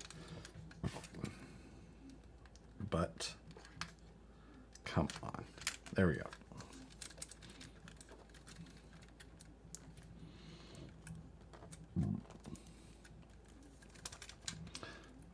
Casserole or hot dish? Wait, are you asking what the name of something is? Casserole is what we always call them. I've never heard hot dish used as Ooh, I did hear an interesting one the other day that was like, it was like, this says a lot about how someone was raised. Do you call it ground beef or do you call it hamburger meat? And I was like, I feel like I grew up calling it hamburger meat. But evidently that says things poor about you. I'm just saying. I don't know why I feel like I called it we called it that, but barf on toast, it's a thing. Isn't that what we called shit on a shingle? We just call it mince here. Oh, really? Sliced Havarti on garlic sourdough. Jeez. I mean, that seems like you're just being excessive. Hamburger meat is any meat. What about that Pepsi milk? I know. I can't. Someone confirmed that for us though last week, that the whole Utah soda milk thing is a thing. I don't remember who it was, but they did us a solid and confirmed, Utah weirdness. Tahini on popcorn, fight me. Tahini on anything is amazing. Like, I didn't know anything about tahini until I started working with the Mexican girls, and they're just like this makes everything better. I mean, it's just salt with like some stuff on it, but like salt on everything is better. I love when people try and dress it up as ground steak. It's hamburger in Hawaii, even though it's ground beef. Yeah, it's a delicious grilled cheese. I mean, obviously, but it also sounds like a $22 grilled cheese. What the fuck is tahini? Oh, if you don't know tahini, go to any grocery store, even where you're at in South Dakota, Adam, I guarantee it, and go get a bottle of tahini, which is like seasoned salt, like Lowry's, but it's so good. It's so good. It's like the girls put it on everything. Yeah, so like, what did it? Oh, it's Mexican Lowry's. Yeah, exactly. It's exactly it. Mexican Lowry's. A unique blend of 100% natural chili peppers, lime, and sea salt. Yeah. We call tahini lemon pepper. Sure. And Bad Ryan's butt rub. We like Squeal, which is like, you can get it like Bass Pro Shop and stuff like that. Hey, break out that Zerba tool again. Did you go through the Pappies phase? I don't know Pappies. Should clarify, this is Australia. That makes sense. But, oh yeah, so the girls take, and they get spicy, the girls, I say, like the girls like that help my head packaging girl, who runs like all of the packaging, plating, all that type of stuff at Vanquish. She's Mexican, and she teaches me all kinds of things about this. She's my work wife. She gets like hot Cheetos, and they'll put lime on it, or what, limon. They don't have a different word for a lime and a lemon. It's just the same thing. One's a green one, one's a yellow one. But they'll put that on top, and then a bunch of tahini, and then their fingers are red for the rest of the day. So if you ever get a little red on one of your parts, that's why. Like Mike Lowry? I'm Mike Lowry. I haven't watched Bad Boys in a while. Now, Slap Young Mama from Louisiana is... never heard of it. Where'd that little battery have go? Here it is. Yo, do you think putting camper axles on a TRX4 would work? Nope. Because the centered output would likely cause drive shaft issues in the front. So no. Not a good choice. We're going to put, ooh, can I put these? No, we're going to keep that. I'm trying to look now at how I'm going to arrange the battery and such. I mean, this whole area is going to be pretty well covered, so I'm not super concerned, but I feel like I could almost, I don't want to push it. I probably could clock this, though, the motor, and be in better shape. I'm not going to say that I didn't have long enough motor leads, because that's definitely not the case, but still. I am trying to keep it as compact as possible. Ooh, that works well. And it fits right here on the side. Dang. Well, that's way tighter fit than I thought I could get. Aha, winner, winner. So I'm going to run probably batteries like this. This is an 850 milliamp 3S. And sorry to get back to some RC discussion, but I think I'm going to be able to put this about like that. And now all of my electronics will sit way down like that and all off to one side. So I'm going to 3D print myself my seat and a bunch of that stuff here this weekend. Some of my test pieces for the interior. I'm going to redesign this servo mount to move it over, move it back, and I'm going to go to a stubby. Why not put the battery beside the transmission? Because that's where the driver's seat will be. I'm going to have and the driver's seat in these sits way down low. So I'll have a full-size seat that's full length. It'll look appropriate. My hope is that, like in the full size, you sit next to the transmission, and then the transfer case sits almost exactly where this transfer case or transmission is, almost identical in scale. And then here on that side that would be next to them, you'll have what, like 5 levers. You have your transmission shifting, put it into drive or reverse, and then you have your twin sticks for your T case itself.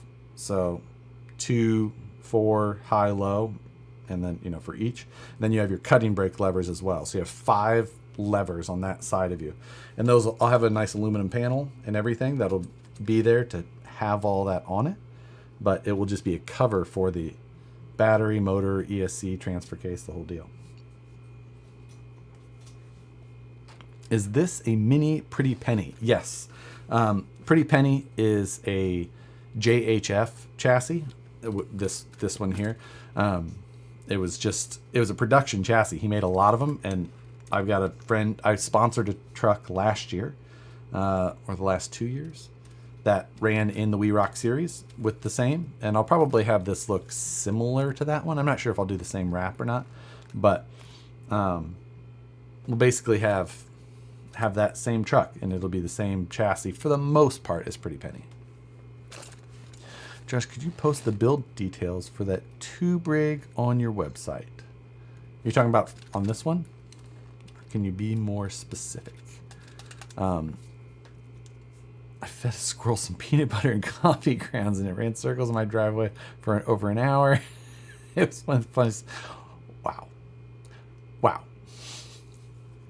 Just, is this chassis similar to the laser nut? If you mean the laser nut Pretty Penny, yes. If you mean the laser nut Losi, then no. This is the one you're talking about putting the details on. I will at some point, but it probably won't be for a little bit until it's like more complete. I did put the yellow Power Wagon details up on the website this week because I listed it for sale.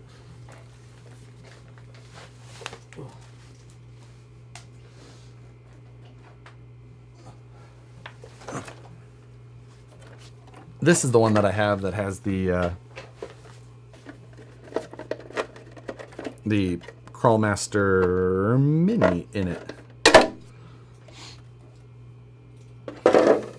But this one, kind of a similar electronics package. So, outrunner motor. This is a Holmes Hobby revolver.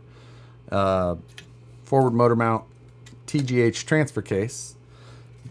And then all my electronics are here on the side. And it's got a BEC, a Crawlmaster Mini, and then my Futaba 2106 GF on top.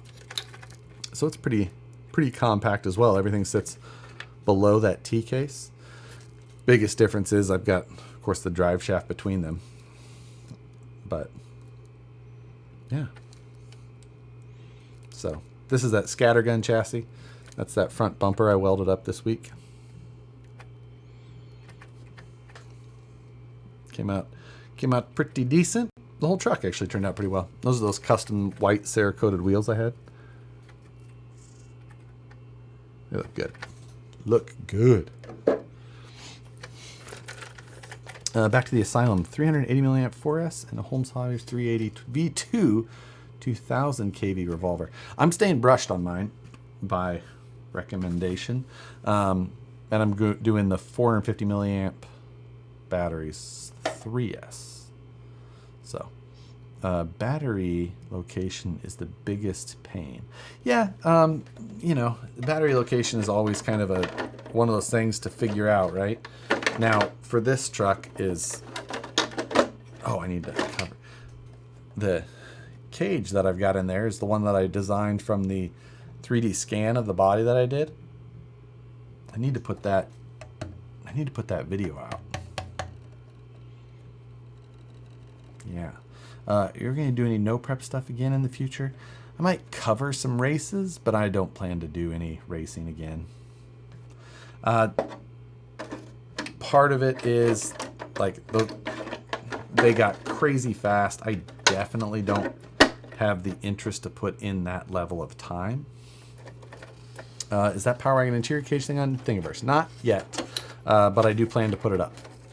So I plan to, I think, did I already design a dash for this or not? I can't remember. I don't remember.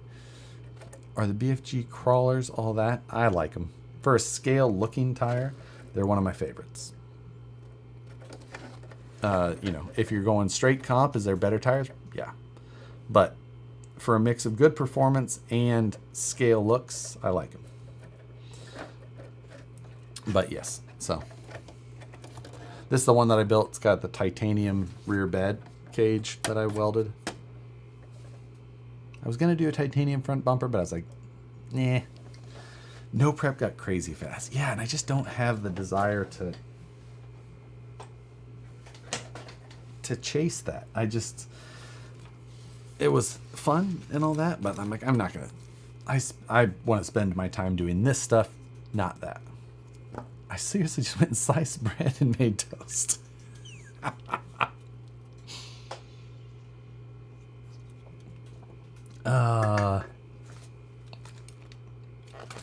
Yeah, that's, you know, do RC cars make your chins weak? What? I don't even know what that means. I don't know how to react to that statement. Yeah. I don't have any desire to go back to no prep.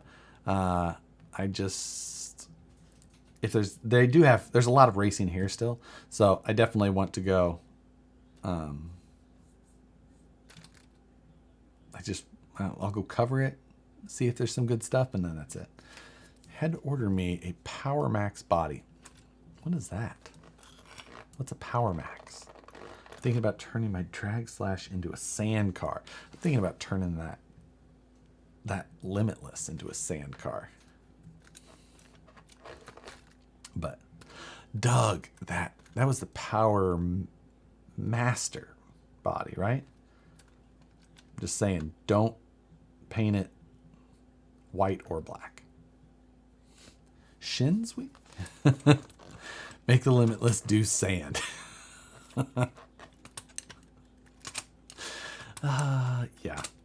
Yeah, I think it'd be a lot of fun. It would just be, there's an event coming up where they have sand drags. I'm like, but at the same time, I'm like worried because I know where the event's at. And I'm like, I don't know where they have nice, smooth sand. So I'm like, I see Brad Gex DR10 with a sand buggy cage. I didn't.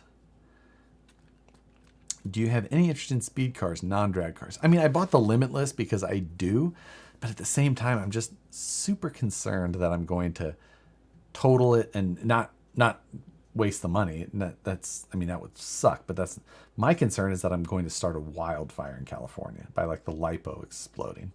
I just like, ugh. So it's, that's honestly my biggest concern. I'm like, I do not want to be the guy who starts a wildfire in California. I need to have like 5 people with me behind things. And if the car crashes near them, they could, with fire extinguishers, like, just be like, I just know it's going to be like 40-year-old man starts wildfire, burning down 10 houses while playing with his RC car. I'm like, oh. Yeah, that's my concern.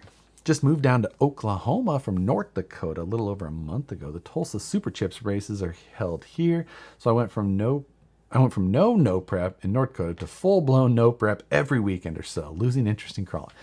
Hey, if the no prep thing like is your main focus, and I would just say, if it's your main focus, it seems awesome because you can infinitely tune and tweak and build a new car and another car and test side by side.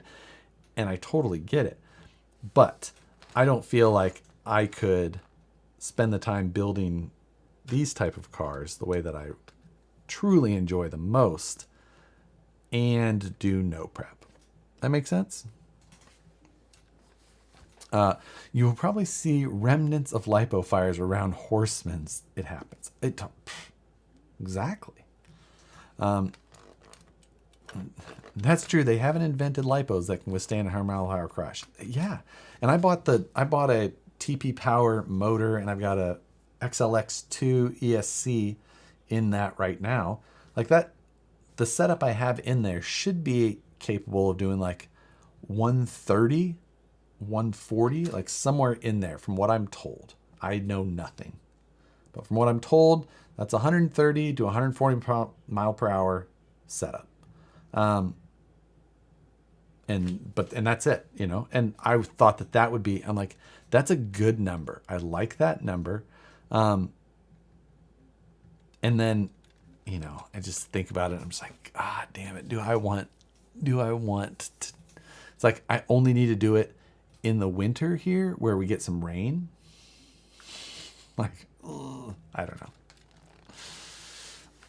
know. What do you think about the new-ish Losi? I like mud trucks in ways. I mean, I've built a bunch of them, and I always like the idea of them, and I run them once, and I never run them again. So, at the same time, though, I know so many kids who all they want to do is go run their truck up and down through mud puddles. So do I think that they'll sell? Yes. Yes, I do. Do I think that they're going to be maintenance nightmares? Yes. Yes, I do. Now, what's the chance that you're going to be able to buy some of those trucks on the cheap in about 6 months? After they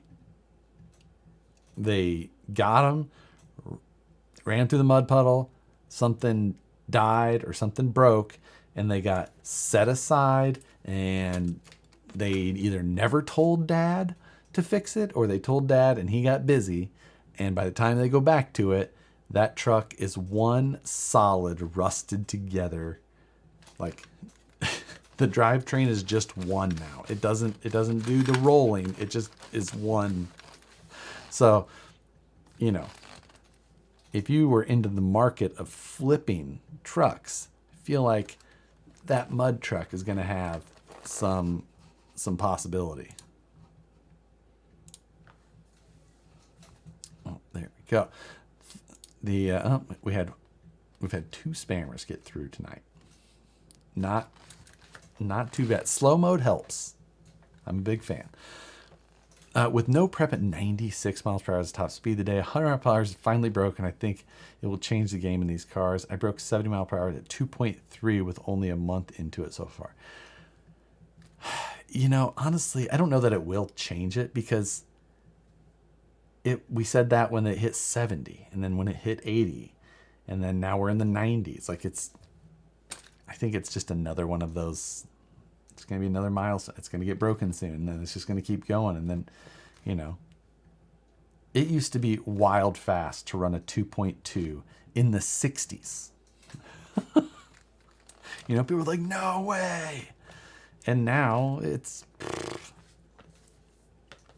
any thoughts on the Power Wagon cab versus cliffhanger body as far as competitiveness? Been thinking about getting something new for my 10-2. I honestly think it's just a style thing. It's as far as actual competitiveness, Power Wagon may be a little bit more competitive. I think it's a little narrower, but you know, then you got to figure out a bed and things like that. Still fenders, yeah. So not bad. I don't notice slow mo. You have to type messages within 10 seconds of each other, and not often is that a case unless you're like correcting yourself. So I don't think it's that big of a deal either, and it helps with spam. I ran a Mini T over 80 miles an hour. Right. Now the difference is 132 feet. You got to do that in 132 feet. I would be interested to see what those, what I would like to see is half mile racing. Let's do half mile no prep. So just 264 feet. I want to see what they run in 264 feet. Jeremiah, thank you again. Will we see an RC car? Ooh, will we ever see an RC car hit 300? I mean, is it battery tech that's probably holding us back from that? Or like, I don't know. Like, I don't know. Will we ever? Possibly. But it's probably going to be a very large RC car, and it's going to be it's just going to be a driverless regular car. So 203 is currently the record. It'll be a while. I agree. And that 203 stood for a long time. Now there is a number of people now saying that they have broken that, but not on official traps, only on GPS. So, but evidently they're going to try and break that here like this weekend in the UK with Raz Shafir, something like that. Yeah, for sure. But what qualifies as a car? That's exactly it. Rock Pirate's Hardline bed looks sweet with a power wagon cab. I bought that setup this week. It's supposed to actually be here tomorrow. I bought their Interceptor chassis and that bed, their slider. I just bought their whole setup. Give it a shot. Tire tech, that's what's holding full size back. That's a good point. Tires. At what speed do RC cars like to become RC planes? I mean, it really depends. Well, you can get a Traxxas Slash to turn into an RC plane at like 45. I have an interceptor chassis for a customer. Yeah, I mean, I'm looking forward to putting it together. I obviously I've put together a lot of those flat rail here over the last couple of years. I've got done the G Speed and the TGH, brazen scale. I'll do that Interceptor now. I've got the NWSD. I feel like I've done others, but I cannot remember. How did the 6 shots of espresso go? That's a pretty normal day for me. And I think I actually had 8 today. I think I forgot. Well, I didn't really finish one of the drinks. My ice melted. So I probably finished closer to like 7 shots of espresso today, but that's pretty normal for me. I'm telling you. 8, you may have a problem. Because like in the morning, I had, I'll have 4. Like I'll have iced, it's a bucket of, like what? It's Americano. So it's espresso with cream. And then I had 2 a little bit later. Wait, how did that work? 2 before that. Then I had the 4. Made 2 later. Yeah, so that's 8. But I probably finished about 7. Gotta have it. See, the thing is that my my neighbor at Vanquish, so like our Vanquish shop is here in our parking lot, and he is right here, and he is a espresso coffee sales and service, like the machines. So he always has espresso machines set up in there. So I just walk over there and make my coffee. I was like, hello, making coffee. And we're friends. I built his website yesterday, and I'll be in his wedding in October. Yeah, it's a problem. It's a problem for sure. Must be nice having your own personal Starbucks. I know. Except that I have to go in there and make it. I can't just order it. I also don't have to pay for it. So, you need a Breville machine for the house. We have a Nespresso, which is very good. Very good. Should I get more work done, or are we just answering questions? Let's just go till 9. I'm just going to answer stupid questions. Not stupid. Not all of your questions are stupid. Just most of them. I drink 1 12-ounce soda in the morning and water the rest of the day. I have my 64-ounce water jug that I try and drink every day as well. So that's, you know. Americana is diluted. The name comes from Americans in Europe having espresso watered down to the strength of normal. Oh, interesting. So I just have espresso and I put milk on it. I don't know if that means watered down or not, but other than that, I guess it's just espresso with cream. I don't know what that is. Obviously, we're stupid. Look how we spend our Friday nights. Soda is mostly water. Oh, man. Hey, what's up, man? It's Jay. Which Jay? I know more than one Jay. Jay from Kansas City? That's the Jay I know. The first Jay that comes to my head. Just like grocery stores, I go in, shop, pay, and bag my own groceries. Why did that guy drink his... Wait, why did that guy drink his syrup in Burlington for $40? I don't remember that at all, Adam. Well, I didn't know that was on my channel, and I don't remember it. Maybe that's why it's on that channel, because I don't remember. Espresso with milk is a latte. That's steamed milk. I don't do steamed milk in it, because it's cold. And I don't do ice latte. I don't know. Let's see. Jay from Mexico, I think I've bought everything you offer online. Perfect. I think we need to remove that from the other channel. I'm thinking that could be true. There's some club video to look. Yeah, I do remember that one. You know, we were all single at one time.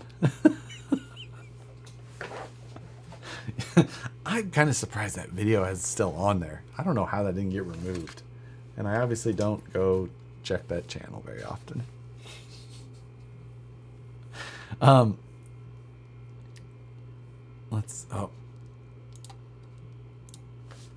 Another one. That's okay. We're getting them. So tonight, I think my plan, I am going to design a bit on this tonight. It's either that or I'm going to play Beam in NG after this. Depends. Maybe I'll play some video games. Maybe I'll design the interior stuff for this in the morning. I can get some of it printing through the day. But this truck is, I'm gonna keep pushing. Beam stream. I don't know. I feel like I'm not good enough at that to keep doing that, but we'll see. We'll see. And I've been playing, been playing online, so, you know, we'll see. YouTube has decided the videos are not worth watching, even for the purpose of filtering. What the? What's that tell you? Oof. Better get to bed. My a-hole boss makes my work weekends. Night all. Oof. Well, you have a good time. Have a good weekend. Just roll straight into it. I mean, we're right there. We'll see. We'll see. How's the Pro coming along? How's the Pro coming along? Which Pro? I don't know which one you mean. I just drive the hell out of my Pro. I've heard the new God of War game is like Thor. See, I'm so... I play... Oh, the Pro robot truck. Duh. That makes sense.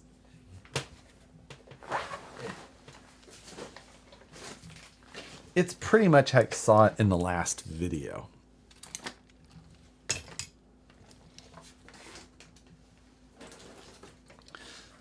So,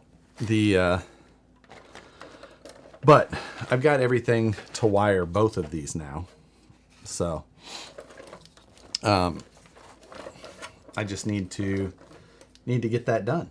I've got I've got to tear the shocks back apart on this one and make one change that Nabil had told me to do. So I'm going to tear the shocks back apart and do that change, and then get them properly bled and ready to go. Wire the electronics up, and I've got to change a couple of things, like other things Nabil told me I had to do. And I really won't have a ton left other than figure out what to do for how I want my body panels to look on this one, and figure out how to paint my Sporty.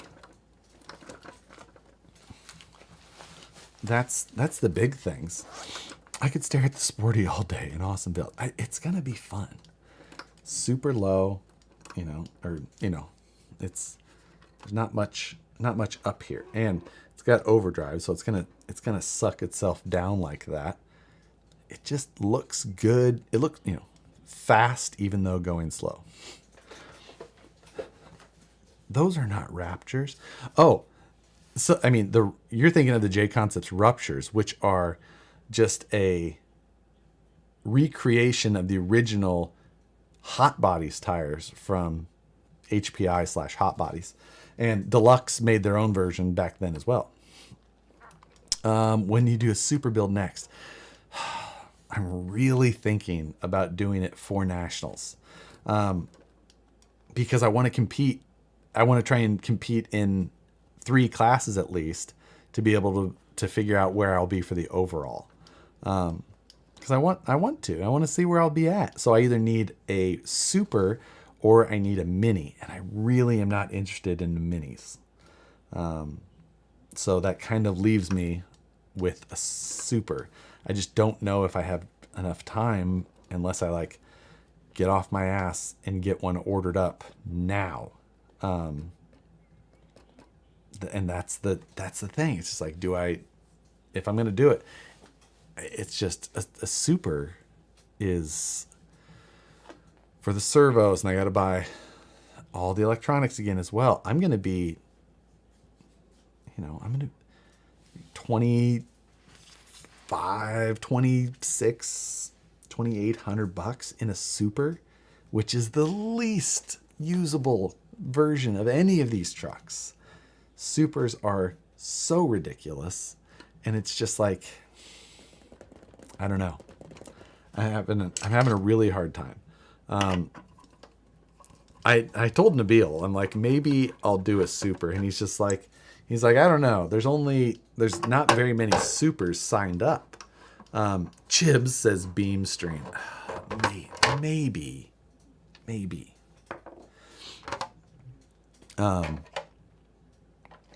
But yeah, Nabil's like, he's just like, there's not very many supers signed up. I'm like, that's an even better reason for me to do it then, because like I've got a decent chance of finishing in the top 10 then.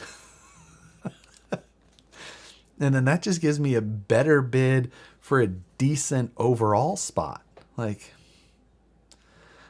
you're looking at $3K to get a super going. Yeah, that's, I might be able to be a little bit less than that because I can get deals on some things, which helps. But yeah, like you're exactly right. You're looking at a $3,000 truck. Now, neither of these two trucks were inexpensive, but they're less than that. Like, it's just like, if I'm going down there for the event, I'm going to be there the 3 days that they're competing in those. Like, I want a chance to compete in all the classes. $3K is a lot of Pop-Tarts. Now, if I can get Pop-Tarts to sponsor it, what about that? Top 10? What if that little girl shows up? Could you show the carbon fiber rim? I can't, really, because of the way they're all glued on. Body panels like a dog. That's what I'm thinking, Phoenix. I'll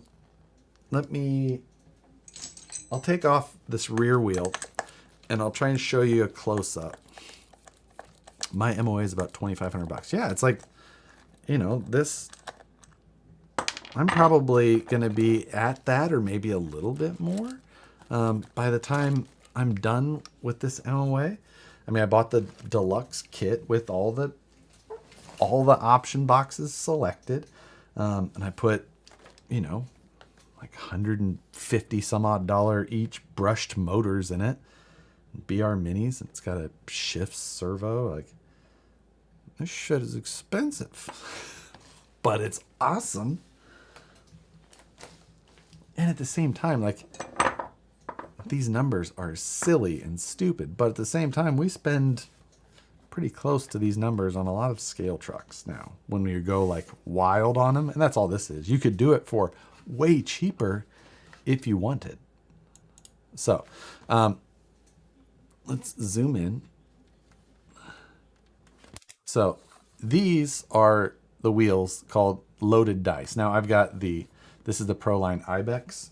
Let me see if I can add some additional light here. Helps a little bit. So this ring here glues to the outside face of this wheel. Just right to the regular bead surface of the wheel. Let me see. We're going to use another tire as an example. So regular bead surface sits and glues right into this lip, right? Just like, that's not really that wild of a explanation. But that is kind of where the weirdness ends. Now, on the inside, let's see. You can see there, that is another carbon fiber disc. Now, you can see that there's standoffs too.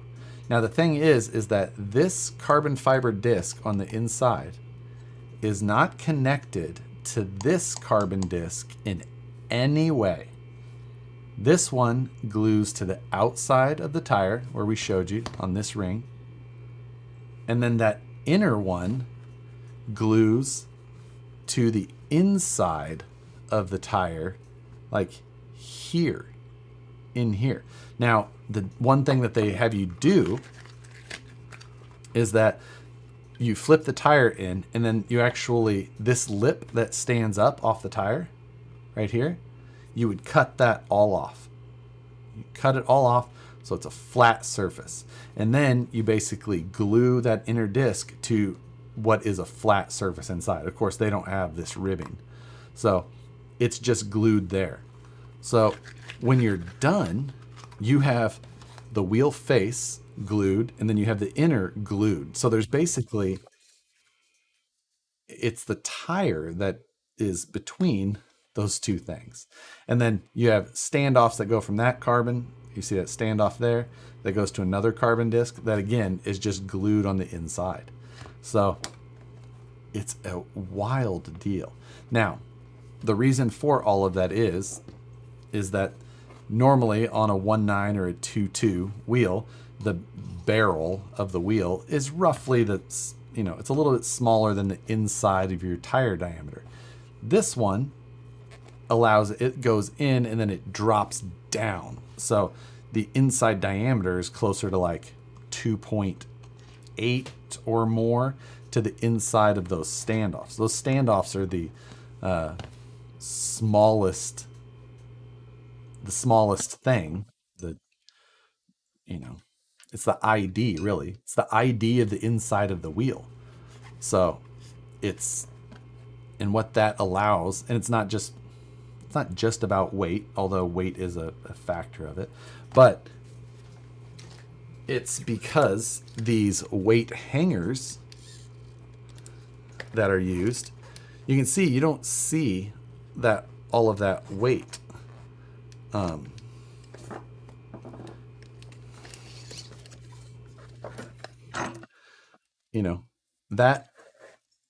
That brass and tungsten in there is actually like it goes all the way up into the tire, which that's closer to the ground. This is the side that would be on the ground. So it moves that weight even further down in. Does that make sense at all? Is that super hard to follow? I don't know.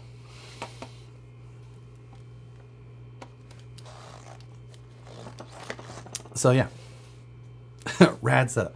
Yes, it does make sense, or was it hard to? Yes, it was hard to follow. I don't know. Either way, it's about as good as I can, without having like a cutaway version to show. But when I got them, and I was like, "How exactly do these go together?" I was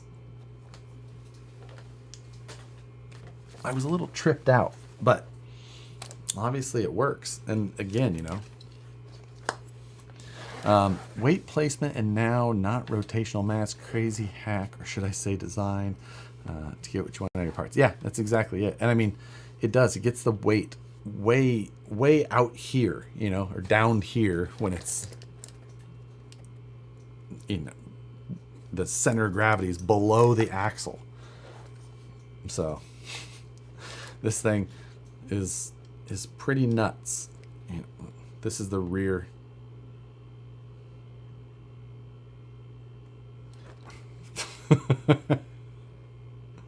It's like and it still just wants to come back.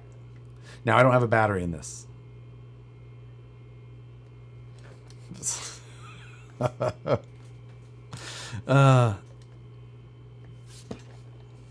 pretty cool.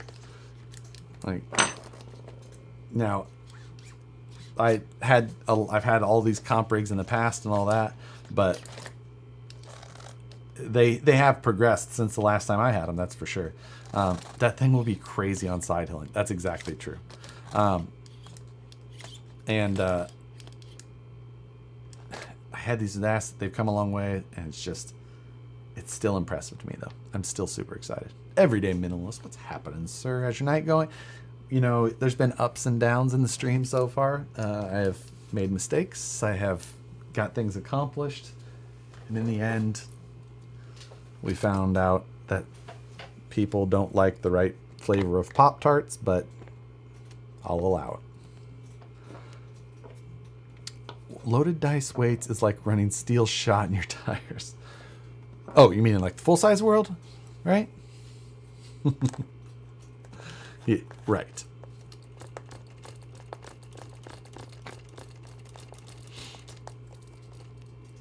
So this Sporty is at this point pretty much built box stock to the deluxe fab kit, but while I don't really have any changes that I plan to do to the Pro as far as parts and things go, the Sporty I do. There's going to be some things.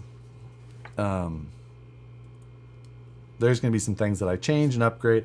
I bought this kit as like their most basic version of the full truck kit. No options selected. I didn't get their tires. I bought the Proline Ibex, where I did get their tires for this one. I did get the weight hangers. That was one thing I did select, the loaded dice and the loaded dice wheels. But I went with the plastic housings and, whatnot. So, the one thing that I already changed is I went with the hardline body because I think that it looks pretty good. I actually really like this body. I think that it's a cool look. But this is the body it comes with. And I think this thing looks ridiculous. And I'm sure it's a good performer, but I think it looks beyond silly. And there's no way I could see myself running it. Oh, yeah.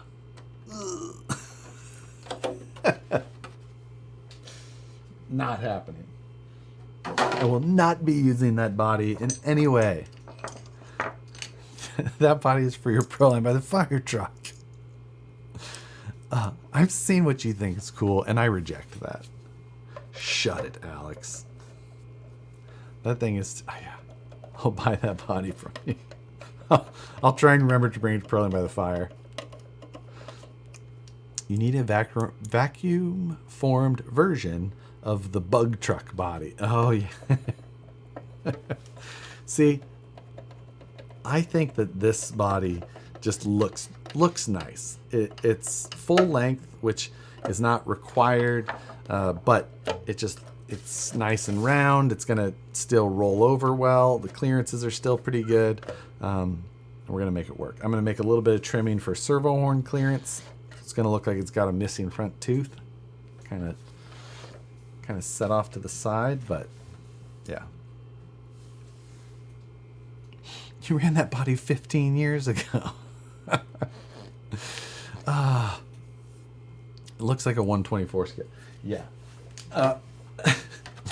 One Locus. You're saying you could see this on your Capra. I think that this is so much smaller than the normal Capra body.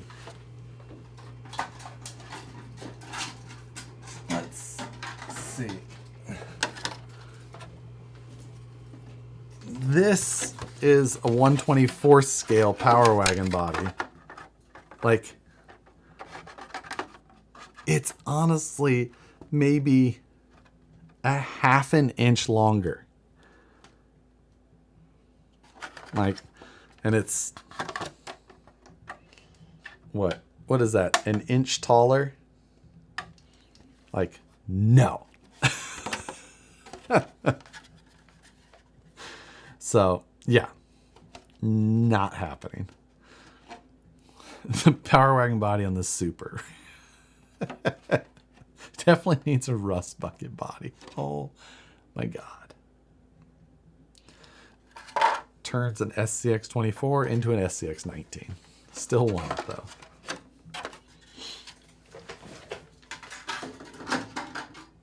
So, there you go. But that's why I chose to go with this body instead. Looks much more professional. With trimming on a Gladiator length SCX-24 body. I'm like, I see what you mean. But that's why I can only imagine if I would have put that body on here, the things Matt would have said to me, I never would have lived them down. Never.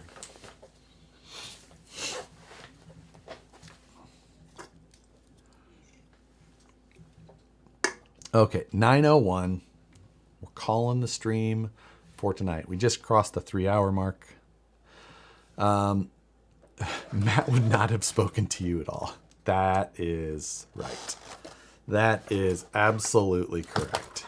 He would have just never...